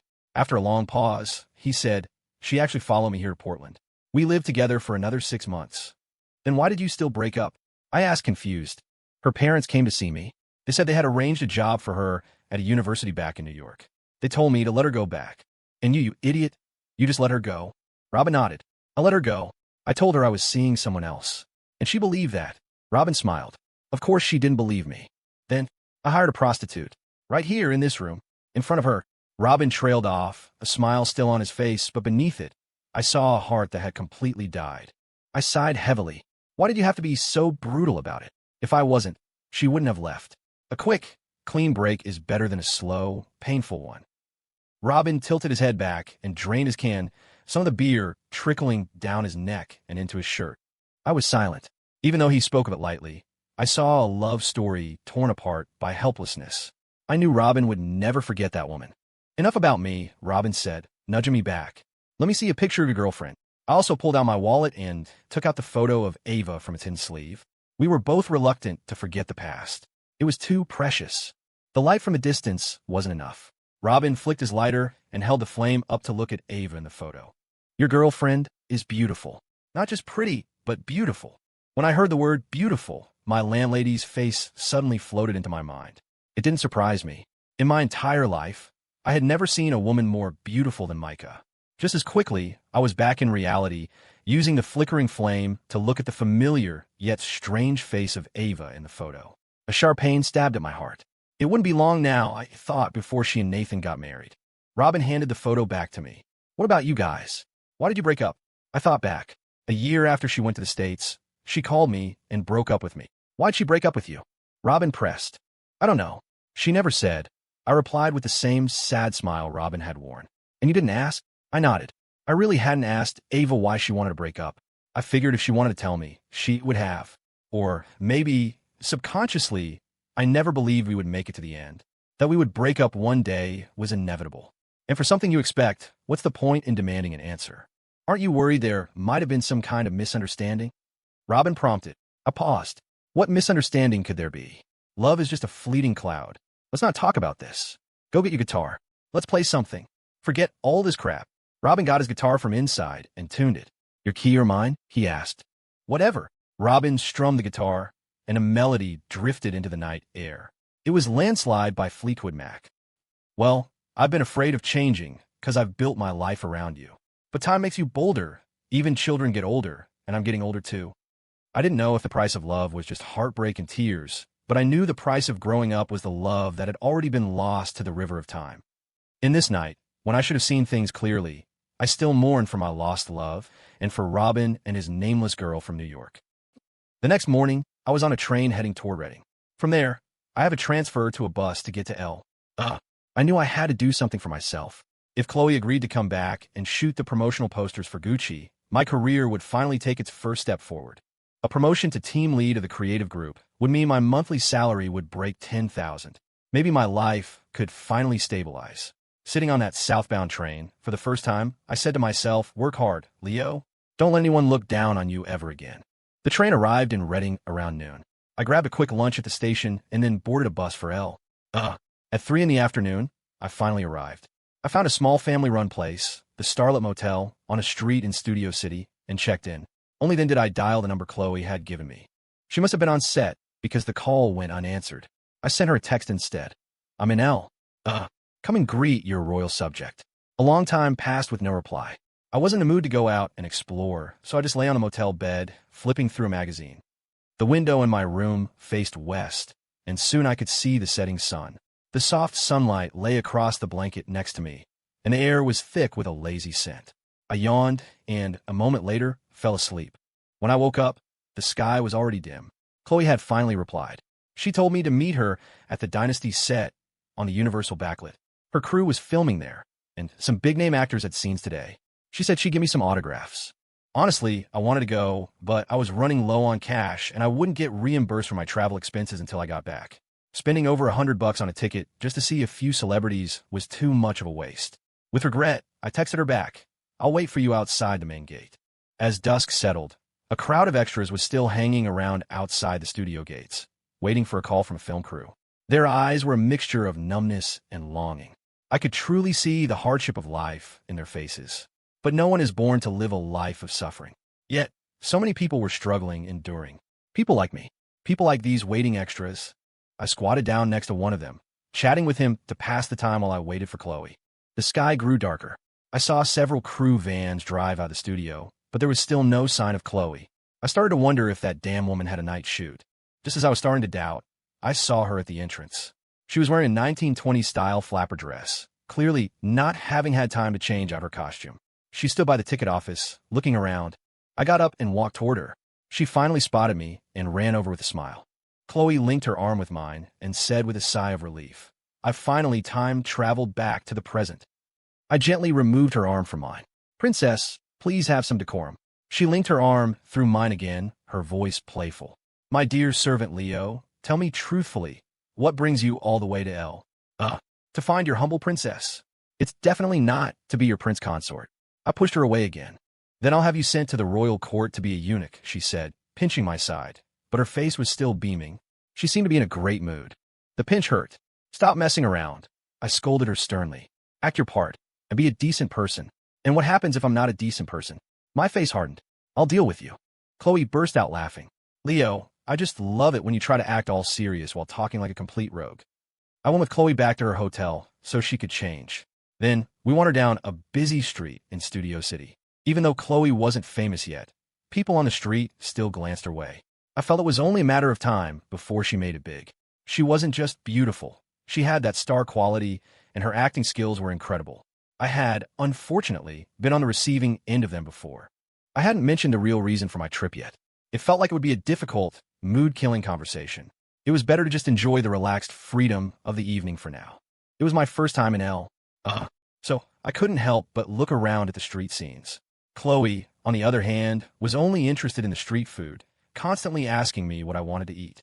As we followed the crowd toward the end of the street, Chloe suddenly pulled me to a stop, pointing at a barbecue joint on the side of the road. Leo, let's get some barbecue. I looked at the place. It was packed. It's too crowded. Let's find somewhere else. Crowds mean it's good. You didn't know? This place is famous. When Zendaya is in L. Filming, she waits in line here for over 20 minutes just to get their barbecue. Chloe started dragging me toward the restaurant. Wait 20 minutes? Zendaya's that foolish. I stood my ground, not wanting to go. It wasn't that I didn't want barbecue. I just hated waiting. She's not foolish. She's a foodie. Chloe corrected me. I still wouldn't budge. Suddenly, Chloe's face lit up with excitement as she looked behind me. Hey, it's Zendaya.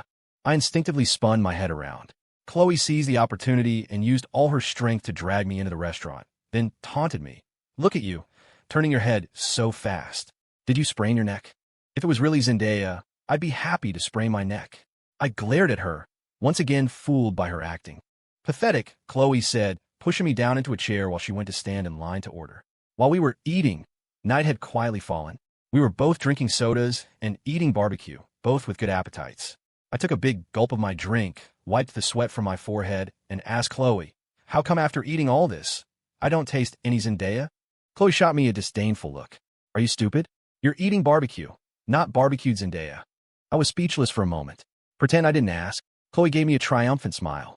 I just love seeing you when you can't do anything about me. Hurry up and eat. When we're done, we're going to City Walk. At 7:30 that night, Chloe and I arrived at Universal City Walk. Once inside, we discovered that at night, the place was a world constructed almost entirely of light and shadow. Even though it wasn't peak tourist season, it was still bustling with people. We wandered around for a while and finally sat down to rest on a wooden bench under the Ferris wheel. I closed my eyes to rest, not particularly fond of the dazzling lights. When I opened them, I saw that Chloe had also closed her eyes. I nudged her. Why are your eyes closed? Her eyes still closed. Chloe replied with a dreamy expression. I'm imagining this as a stage surrounded by lights, and I'm a glittering star standing in the very center. I always knew what Chloe's dream was, and I knew how important opportunities were for a newcomer graduating from a place like NYU Tisch.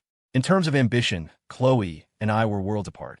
That's why she loved the dazzling lights here, while I was captivated by the crystal clarity of my own city in the sky. The Ferris wheel continued to turn, carrying all sorts of people up into the air. I watched, somewhat mesmerized. I don't know when it happened, but Chloe had linked her arm with mine and was leaning against me. Lost in her rare moment of tenderness, I felt a little dazed. I'm really happy when I'm with you, Chloe whispered, leaning further into my side. This time, I didn't push her away. It felt nice, actually, to have her lean on me like this. For me, in that moment, it wasn't about desire, but about the warmth of two people leaning on each other for support. It seemed I was dependent on this warmth, too. I hugged her tightly. With each breath, the faint scent of her perfume, carried on the cool night air, filled my lungs. A brief moment of clarity was followed by another wave of haziness. A warm tear fell on my hand. Chloe hugged me tighter, her voice choked with emotion. Leo, I'm so tired, so helpless here. Every day, I have to watch people's expressions, worry about the casting couch, worry about the backstabbing on set. It's only when I'm leaning on you that I feel like I have someone to rely on. Chloe's words made me anxious. I was already teetering on the edge of my own storm. How could I be a reliable anchor for anyone? I had no words of comfort. I just gently wiped the tears from her face. Other than lending her my shoulder to lean on, there was nothing more I could do for her. The wind that had been blowing finally died down a little. Chloe moved away from me and looked at me. You definitely came to find me for a reason, didn't you? The Ferris wheel behind us stopped, and a new group of people got on. After a long moment under Chloe's gaze, I finally nodded. Yeah, there's a reason I came to find you. Chloe had an I knew it expression on her face. You definitely wouldn't come find me just because you missed me. You never miss me. Don't say that. You make me feel like a jerk who only shows up when he needs something. Chloe smiled, her words teasing. So, have you missed me at all these past few days? Here we go again. All right. I'll stop teasing you. Tell me, why are you here? I was silent for a moment before asking. Do you have any free time in your schedule lately? The film just started shooting. I have scenes almost every day, Chloe answered. That busy? I sighed. Chloe nodded. Yeah, the schedule is packed right now. I have 2 night scenes tonight, so I have to get back to the set soon. I can't hang out with you for too long. My heart sank. I knew the chances of me returning empty-handed were high, and I didn't want to force her. After a moment of silence, I said, then you should head back. It's nothing that important. If you don't have time, it's fine. Chloe glanced at her watch. I have to go. I smiled. Go on. Before she left, she asked again, where are you staying? The Starlit Motel. Okay, I'm leaving then. Bye, Leo. Chloe waved at me and then ran off. The Ferris wheel was still turning, but suddenly I was all alone. I lay down on the long bench, with no desire to go back to the motel. Even though I had promised my boss I would get this done, I didn't want to pressure Chloe. Since she really didn't have the time, I'd just have to leave it to fate. The reason I gave up so easily was that I understood her situation.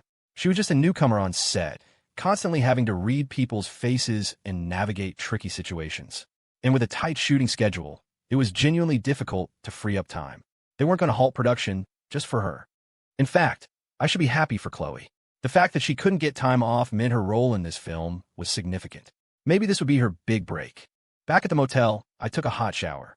After the fatigue had eased a little, I lay down on the bed, my mind filled with worry about my own and Ben's careers. I could only hope that Mr. Clark had been overreacting and that Gucci wouldn't actually pull the plug over this one issue. I couldn't fall asleep. As time ticked by in a haze of anxious thoughts, the world outside gradually quieted down, sinking into the silence of the early morning. I walked to the window, opened it, lit a cigarette, and stared out at the gray darkness, once again emptying my mind, unwilling to think about anything. Suddenly, the doorbell rang. At first, I thought it was for the room next door, but then I realized it was for mine. I was confused. A place like this shouldn't be offering any special services. So who could be at my door this late? I looked through the peephole and saw, to my surprise, Chloe standing outside. I opened the door. Chloe smiled at me. Surprised? Shocked, not surprised, I said. I was genuinely stunned. I never would have imagined she'd show up at this hour. Chloe came into the room, put her makeup and toiletries in the bathroom, and then said to me, I came looking for you as soon as I finished filming. I'm staying here with you tonight. Are you that desperate? I asked, standing in the bathroom doorway. Desperate? Yes, but not tonight. You can't have sex for a month after an abortion. You should know that basic biology, Leo, Chloe said as she removed her makeup. You never change, do you? You're always setting traps. You come here acting all scandalous. Have you considered how hard this night is going to be for me? You can find a way to take care of it yourself, Chloe said nonchalantly. I didn't say anything else. I lay on the bed watching TV. After Chloe finished washing up, she came out in her pajamas, slipped into the bed next to me, and leaned against me. She hugged me and said, Stop watching TV. What else am I going to do? I kept my eyes glued to the screen. Chloe found the remote and turned off the TV. The room instantly fell silent. Her tone was uncharacteristically serious as she said, Tell me, why did you really come to find me? I told you it's not a big deal, I said, reaching for the remote again. I'm not an idiot. Would you really come all the way from Portland to L? Just to sleep with me for one night, Chloe said, snatching the remote from my hand. Well, I didn't exactly come here to sleep with you, did I? Then stop beating around the bush. Tell me why you're here. Under her persistent questioning, I finally gave in. Gucci is in talks with our department store about opening a new counter. One of their reps saw the promotional posters you shot for us and thinks your look is a perfect fit for Gucci's products. She wants you to shoot a set of promotional posters for their grand opening. I added quickly, if you can't make time, it's fine. Is this collaboration with Gucci very important for your company? Our store currently has 7 top-tier international brands. With Gucci, that makes 8, which would put us in the B-class premier department store category. It's a big step up. So yeah, it's pretty important, I explained. You see, if I didn't ask, you wouldn't have told me about something this big, Chloe said, a hint of complaint in her voice. If you don't have the time, there's no point in me telling you. You should focus on your work. Really, don't force it. After a moment of silence, Chloe asked, How many days would it take? Probably 2 days. Maybe 1. We're not sure how Gucci wants to shoot it yet. Chloe nodded. That's not too bad. Actually, before I came here, I already talked to the director. I told him I might need to take some time off. He said he could arrange a 2-day break for me. You should talk to Gucci and see when they want to do the shoot. A weight suddenly lifted from my shoulders. I reminded her, You don't have to force yourself. For you, it's worth forcing it a little. The night was bottomless. A single, dim night light was left on in the room. Chloe was still curled up in my arms. Neither of us seemed to be sleepy. Leo, do you think we'll ever be together? I didn't know why Chloe suddenly asked this. It took me a long time to answer. We're from 2 different worlds. Your future is bright. I've always just been getting by. The reason we're sleeping together now is mostly because of loneliness and physical need. Maybe, once I started down this path, I stopped expecting love. Hearing the word love suddenly, it felt so empty, so foreign. For a moment, I forgot I was even talking to Chloe. We fell into a silence, both feeling the helplessness of being alive. Even though we were sleeping together now, we would never truly be together. We were on different paths, and one day, we would go our separate ways and lose sight of each other completely. Chloe, we shouldn't do this anymore, I finally said after a long time. Otherwise, it will become a burden for us in the future. Chloe hugged me tighter. After a long silence, Her voice was calm when she finally spoke. Okay, after tonight, let's just be friends. That night, Chloe and I slept in the same bed. She held me tight the whole time, sleeping soundly. I knew what she needed wasn't a friend with benefits, or a boyfriend, but an anchor, something to keep her from sinking in the weight of reality. And me? Maybe what I needed was a woman I could build a normal life with, someone I could trust my heart to for comfort. But where was she? I remember searching for her on the other shore, but she wasn't there. I searched for her where the lights dwindled, but she wasn't there either. The next morning, I left and arrived back in Portland in the afternoon. I went straight to the office and reported the situation to my manager, Mr. Clark. Just like that, with Chloe's promise, the matter of the Gucci photo shoot was resolved. That evening after work, I sat in my office for a long time, not wanting to leave. Having left the apartment I'd lived in for over 2 years, the panic of having nowhere to go clung to me. Habit is a terrifying thing. All my current pain stemmed from it. I was used to the love Ava had once given me, used to the warmth and comfort that apartment had provided. I didn't understand what had gone wrong these past few years. Why did I keep losing the most precious things in my life, while gaining so little in return? Maybe I knew the answer, but was unwilling to admit it. So I comforted myself. At least I finally see some hope in my career. Progress at work will surely make life better in the future. So, pull yourself together and get ready for a new life. Leaving the office, I didn't go looking for a new place. I decided to stay at Robin's for the time being. At least at night, two equally lonely and dejected men could talk about music and this damn life. I was wandering the streets, bored out of my mind, so I decided to go find Robin at the bar and have a few drinks. No sooner said than done. I hailed a cab and headed to the bar where Robin performed, a place called Riffs. When I arrived, it was the same familiar scene of flashing lights and writhing bodies. I just found a relatively quiet corner and sat down. Robin came over with a few bottles of beer, sat down across from me, and handed one to me. I thought you were done with this place. What brings you back? I looked around and joked, came to soak up some of this decadent atmosphere. I've been living a little too well lately. Robin clinked his bottle against mine and laughed. You're just used to the hard life. What's wrong with living well for a change? I smiled, raised my bottle, and said, it's a state of being, my young comrade. You still have much to learn. Drink up. Robin shrugged with a smile and took a sip along with me. Then he asked, you went to to see Chloe yesterday, right? How did you know? I kept it so secret, I asked, surprised. Chatted with Chloe on WhatsApp today. She said you went. I actually went for work. You know Gucci is opening a counter at our store, right? They insisted that Chloe shoot the promotional posters for them. The lovely task fell to me, I said, taking another swig of beer. No wonder Chloe said she was happy for nothing. She probably thought you went all that way just to see her. Even if I was going just to see her, it would have been on a weekend. Robin nodded and didn't press further. We finished another beer, chatted for a bit, and then he left to get ready for his set. More and more people poured into the bar. I remained in my corner, drinking beer, my mind drifting. The memory of last night with Chloe floated in and out of my thoughts, leaving a strange sense of sadness that I couldn't quite understand, but felt all the same. On stage, Robin and another female singer were performing one of his original songs. Sporadic applause broke out. My attention was finally captured. I started snapping my fingers to the rhythm. Robin was a talented folk singer, but he was too principled. He refused to write commercial pop songs or participate in the endless stream of reality TV singing competitions. So, for years, he'd been playing in bars, living a meager life. But he didn't seem to mind. He often said, you don't have to be famous to play music, but you have to have something you believe in. I'd known him for years, but I still didn't know what it was he believed in. That didn't stop me from admiring him. Amidst the music, my phone vibrated in my pocket. I was still snapping my fingers to the beat as I pulled it out and answered without looking at the number. It was Ben. He seemed to hear the noise from the bar. Leo, messing around in a bar again. Go enjoy your honeymoon.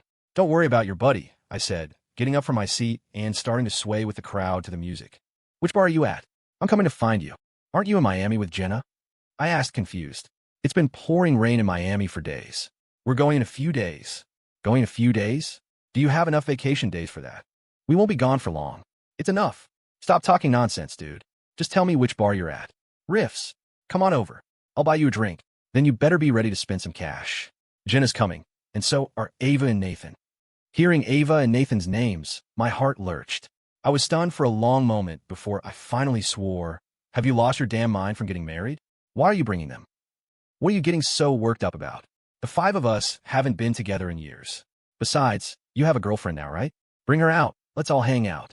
Forget about all that old stuff. Who told you I have a girlfriend? Ava did. If you didn't have a girlfriend, I wouldn't bring Ava and Nathan to make things awkward for you. I'm not an idiot. I remembered. On the day of Ben's wedding, I had indeed lied to Ava and said Micah was my girlfriend. I never thought that lie would come back like a rock. I'd lifted myself, only to drop it squarely on my own foot. There was no escaping it. As I stood there in a daze, Ben added, "Actually, it was Nathan's idea to get together. We've been brothers since college. Don't let relationship stuff make things weird. Now that everyone's paired up, isn't it great for us all to get together?" I didn't know what to say. I just stood there in silence. Ben prompted me again. "Remember to bring your girlfriend. I heard from Ava that she's ridiculously beautiful. If she can make Ava say that Jenna and I are dying to see for ourselves." I was about to say something, but Ben had already hung up. The dial tone buzzed in my ear, and I just stood there completely dumbfounded. The bar was still noisy, but I was on edge. Ben had put it like that. I couldn't just run away. The problem was that I had recklessly blurted out that Micah was my girlfriend. But in that situation, I was like a drowning man grasping at straws. So I could understand why I did it. But what was I supposed to do now? After a few minutes of frantic indecision, I finally decided to call Micah. If she had even a shred of loyalty, she would come to my rescue. I pulled out my phone, found Micah's number, but hesitated to press the call button. I remembered how we had argued just 2 days ago when I moved out, how she had forced me to pay her back, how I had shamefully left my guitar and practically fled. Call her now. Would that be completely spineless? Whatever. In her eyes, I'm already a scumbag. What's there to lose? I muttered to myself. Embracing my scumbag reputation, I found a surge of courage and pressed dial. Listening to the ringing, I felt a strange nervousness. It was well-founded. I was worried Micah would mock me for my lack of spine, and even more worried she would refuse my S. Oh, S. A moment later, the call connected. I heard Micah's familiar, no-nonsense voice. "Why are you calling me?" "It's an emergency. A real code red." "A code red? Are you planning on jumping into another river?" Micah's words were a punch to the gut. It took me a moment to reply. "It's not about jumping into a river this time. You remember at my friend's wedding, I told a woman that you were my girlfriend? You have a nerve to bring that up." I immediately latched onto her words. "See, that's what got me into this mess. My friends all want to meet you, and they're on their way here right now. You have to get to Riffs and save me. Someone like you is beyond saving. Not even Jesus could help you. Stop putting me down. This is seriously an emergency. If you don't come, I will die of humiliation today. Not my problem. I'm begging you, okay?" I said, my voice desperate, adopting the posture of a man with his head under the eaves. Micah was unmoved. "You're on your own." I exploded. "Are you the reincarnation of some evil witch? Have you no sense of loyalty? Damn it, just don't let me see you in Portland ever again." The line suddenly went dead. The dial tone buzzed in my ear. I was completely and utterly screwed. After Micah hung up on me so decisively, I gave up all hope. I had made this mess, and I would have to clean it up myself. To be fair, it was perfectly normal for her to refuse. My threat to her was just me being a baseless bully. At a total loss, I scratched my head, seriously considering just leaving the bar. I truly did not want to face Ava and Nathan. I just wanted to spare myself the pain. But I couldn't escape tonight. Running away would only prove that I wasn't over Ava. Just 10 minutes later, I saw a group of 4 walk in a bar. Ben and Jenna were in front, with Nathan and Ava behind them. They were laughing and talking as they walked toward me, and I wished I could find a crack in the floor to disappear into. Ava was dressed in Chanel, carrying a new Hermes bag. The sheer luxury of her outfit made it hard for me to look at her. I quickly fixed my gaze on Ben and Jenna, lighting a cigarette to cover my discomfort. Ben and Jenna sat on the couch to my left, while Ava and Nathan sat to my right, leaving me alone in the middle. Ben and Jenna looked around and asked in unison, "Where's your girlfriend?" "She's busy tonight. Let's just hang out," I deflected. Jenna looked annoyed. "Don't be a buzzkill. Call her again. We don't mind waiting." I glared at Jenna. "Why are you getting so worked up about this?" I said, "She's busy. She's busy. Why do you have to be so stubborn?" "Cut the crap, man. Call your girlfriend." "I want to see what my future sister-in-law looks like," Ben said, kicking my leg. Nathan chimed in. "Come on, Leo, don't spoil the fun. You can always make time. Bring your girlfriend out. It's just as old faces here, it gets boring." I glanced at Ava. Deliberately keeping my distance from her now would just make it seem like I wasn't over her. So I said, "I think it's fun. It's been over 3 years since I've seen Ava, right? An old face has become a new face. Right, future sister-in-law." Ava, who hadn't said a word since she arrived, looked at me. "What did you call me?" Her question completely shattered the cool facade I tried to build. For a moment, I didn't know how to respond. Ben quickly came to my rescue. He didn't say it wrong. Ava, technically, you are his sister-in-law. Once you and Nathan get married, it'll be even more official. Ava glanced at Ben. What are you getting so worked up about? Did I say he was wrong? I just didn't hear him clearly. Ben gave an awkward laugh. I remained silent. Nathan wrapped his arm around Ava and whispered something in her ear. That intimate gesture sent another wave of pain through my heart. In that moment, I finally understood how Nathan must have felt back when Ava and I were together, when we were openly affectionate without a second thought. I took a swig of my beer, feeling the urge to leave. I knew that as long as I still loved Ava, gatherings like this would be torture. But in the eyes of Nathan, and even Ben and Jenna, I was over her. After all, it had been over 2 years. And I had a new girlfriend. The waiter brought the drinks they had ordered. As they started drinking, Jenna leaned closer to me and whispered, Leo, Ben and I are really happy for you, knowing you have a girlfriend. We were worried you weren't over Ava, but it seems our worries were for nothing. A bitter taste filled my mouth. At this point, what good would it do to let everyone know I wasn't over her? It was better to maintain the lie and let my friend be at ease. Jenna nudged me again. Go on, call your girlfriend. Introduce her to us. I could use a new friend to go shopping with. I forced a smile. Next time. She's really busy today. Jenna's face fell with disappointment. Just then, nearly every head in the bar suddenly turned to watch a figure gracefully approaching. Her figure was incredible, and she moved with a fluid, captivating grace. The flashing lights made it hard to see her face clearly, but that didn't stop me from knowing she was a woman of exceptional class. She was walking toward our table. As the swinging lights finally fell on her face, I was so shocked I nearly slid off the couch. Who else could it be but Micah? Only she had that kind of magnetic pull, attracting so many eyes. Micah spotted me and walked over, composed and graceful. I quickly stood up and pulled her aside before she reached the group, lowering my voice. What are you doing here? Didn't you tell me not to let you see me in Portland again? I came to see what the consequences would be, Micah said with a half smile. So you're here to cause trouble, not to help? I said, my face hardening. Micah looked at me. You're the one who threatened me. How am I the one causing trouble? I'm here now. Go on, make your move. I was like a snake with its head pinned by her. Terrified she would expose me in front of everyone, I had to soften my tone. I was just angry. Can't you let go? Micah said contemptuously. Where'd all that arrogance go? I was wrong, okay? I'll be good from now on. Is it you begging for mercy? I guess so. Beg again. A wave of powerlessness washed over me. I couldn't fight back. I gritted my teeth. I was wrong. I'll be a good boy from now on. From the couch, Ben yelled, Leo, what are you two whispering about? Get over here and introduce us to your girlfriend. Coming, I called back, then turned to Micah. Are you less angry now? Micah didn't answer, seemingly enjoying my anxiety. It was then that I truly understood how difficult this woman was. She was immune to both hard and soft tactics. I lowered my voice again. Give me an answer. Remember to buy the bug spray tomorrow. The cockroaches in the bathroom are as annoying as you are, Micah said, then walked past me toward the group. It took me a second to process. Then confusion hit me. Had she just let me off the hook? Saved me from disaster? Micah sat down in the spot I had just vacated and greeted everyone. I quickly sat down next to her. Jenna smiled at me. Leo, you've got great taste. Your girlfriend is amazing, absolutely gorgeous. Of course she is. We're a perfect match, I said, my voice full of pride, but my heart was pounding with anxiety. Who knew what this unpredictable woman was really planning? Hello, everyone, Micah said with a smile. Ben, Jenna, and Nathan introduced themselves in turn. Finally, it was Ava's turn.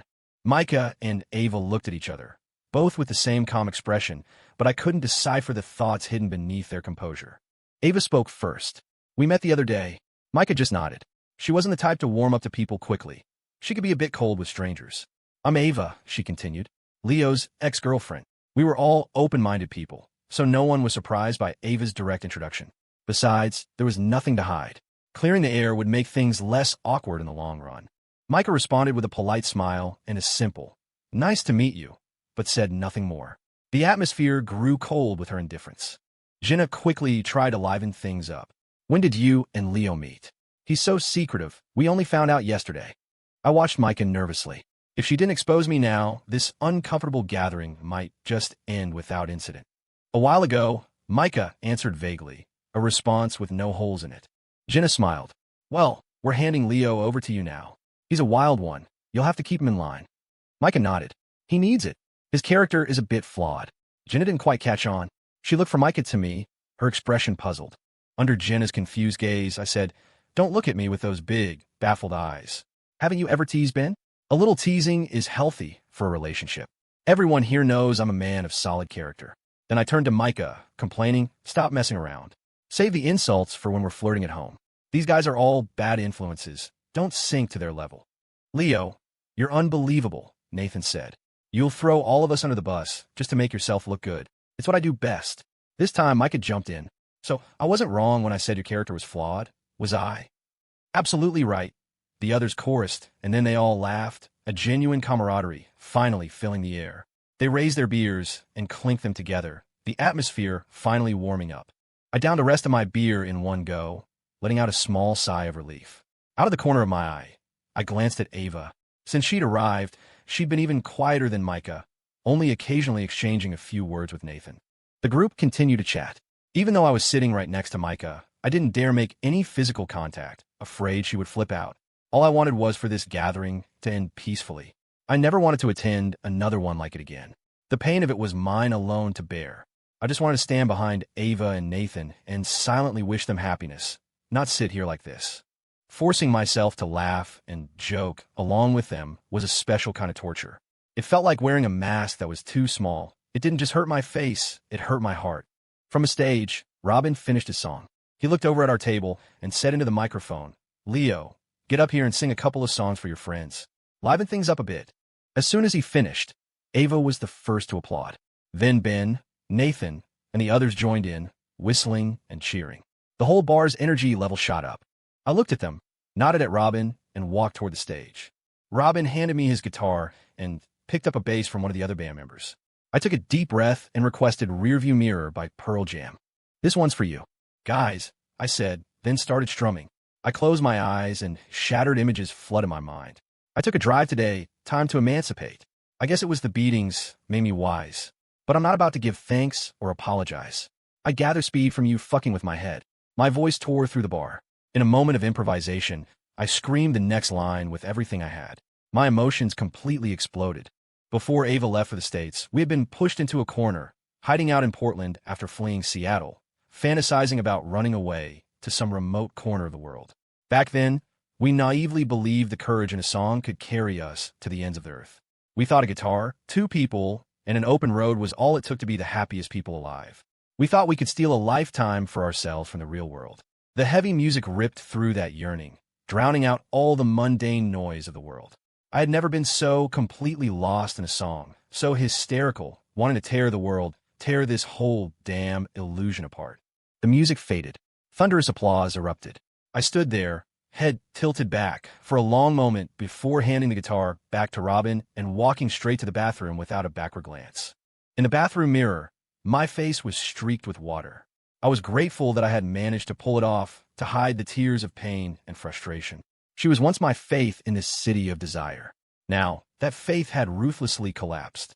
And so all the hurt, the pain, the longing had been suppressed deep inside, finally becoming too much to bear, mutating and exploding in the space of a single song, twisting my nerves into knots.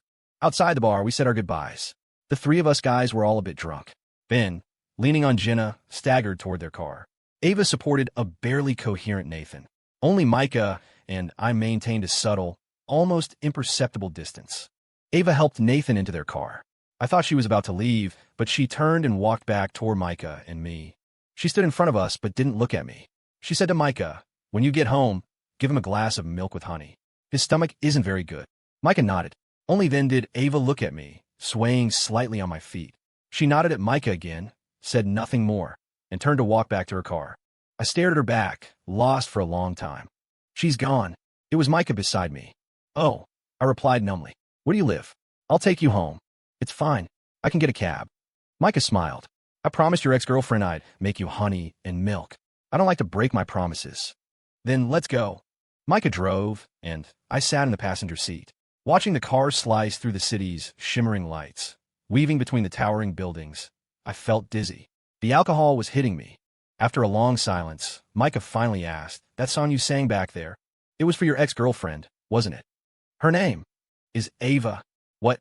You don't like people calling her your ex-girlfriend?" I slur my words.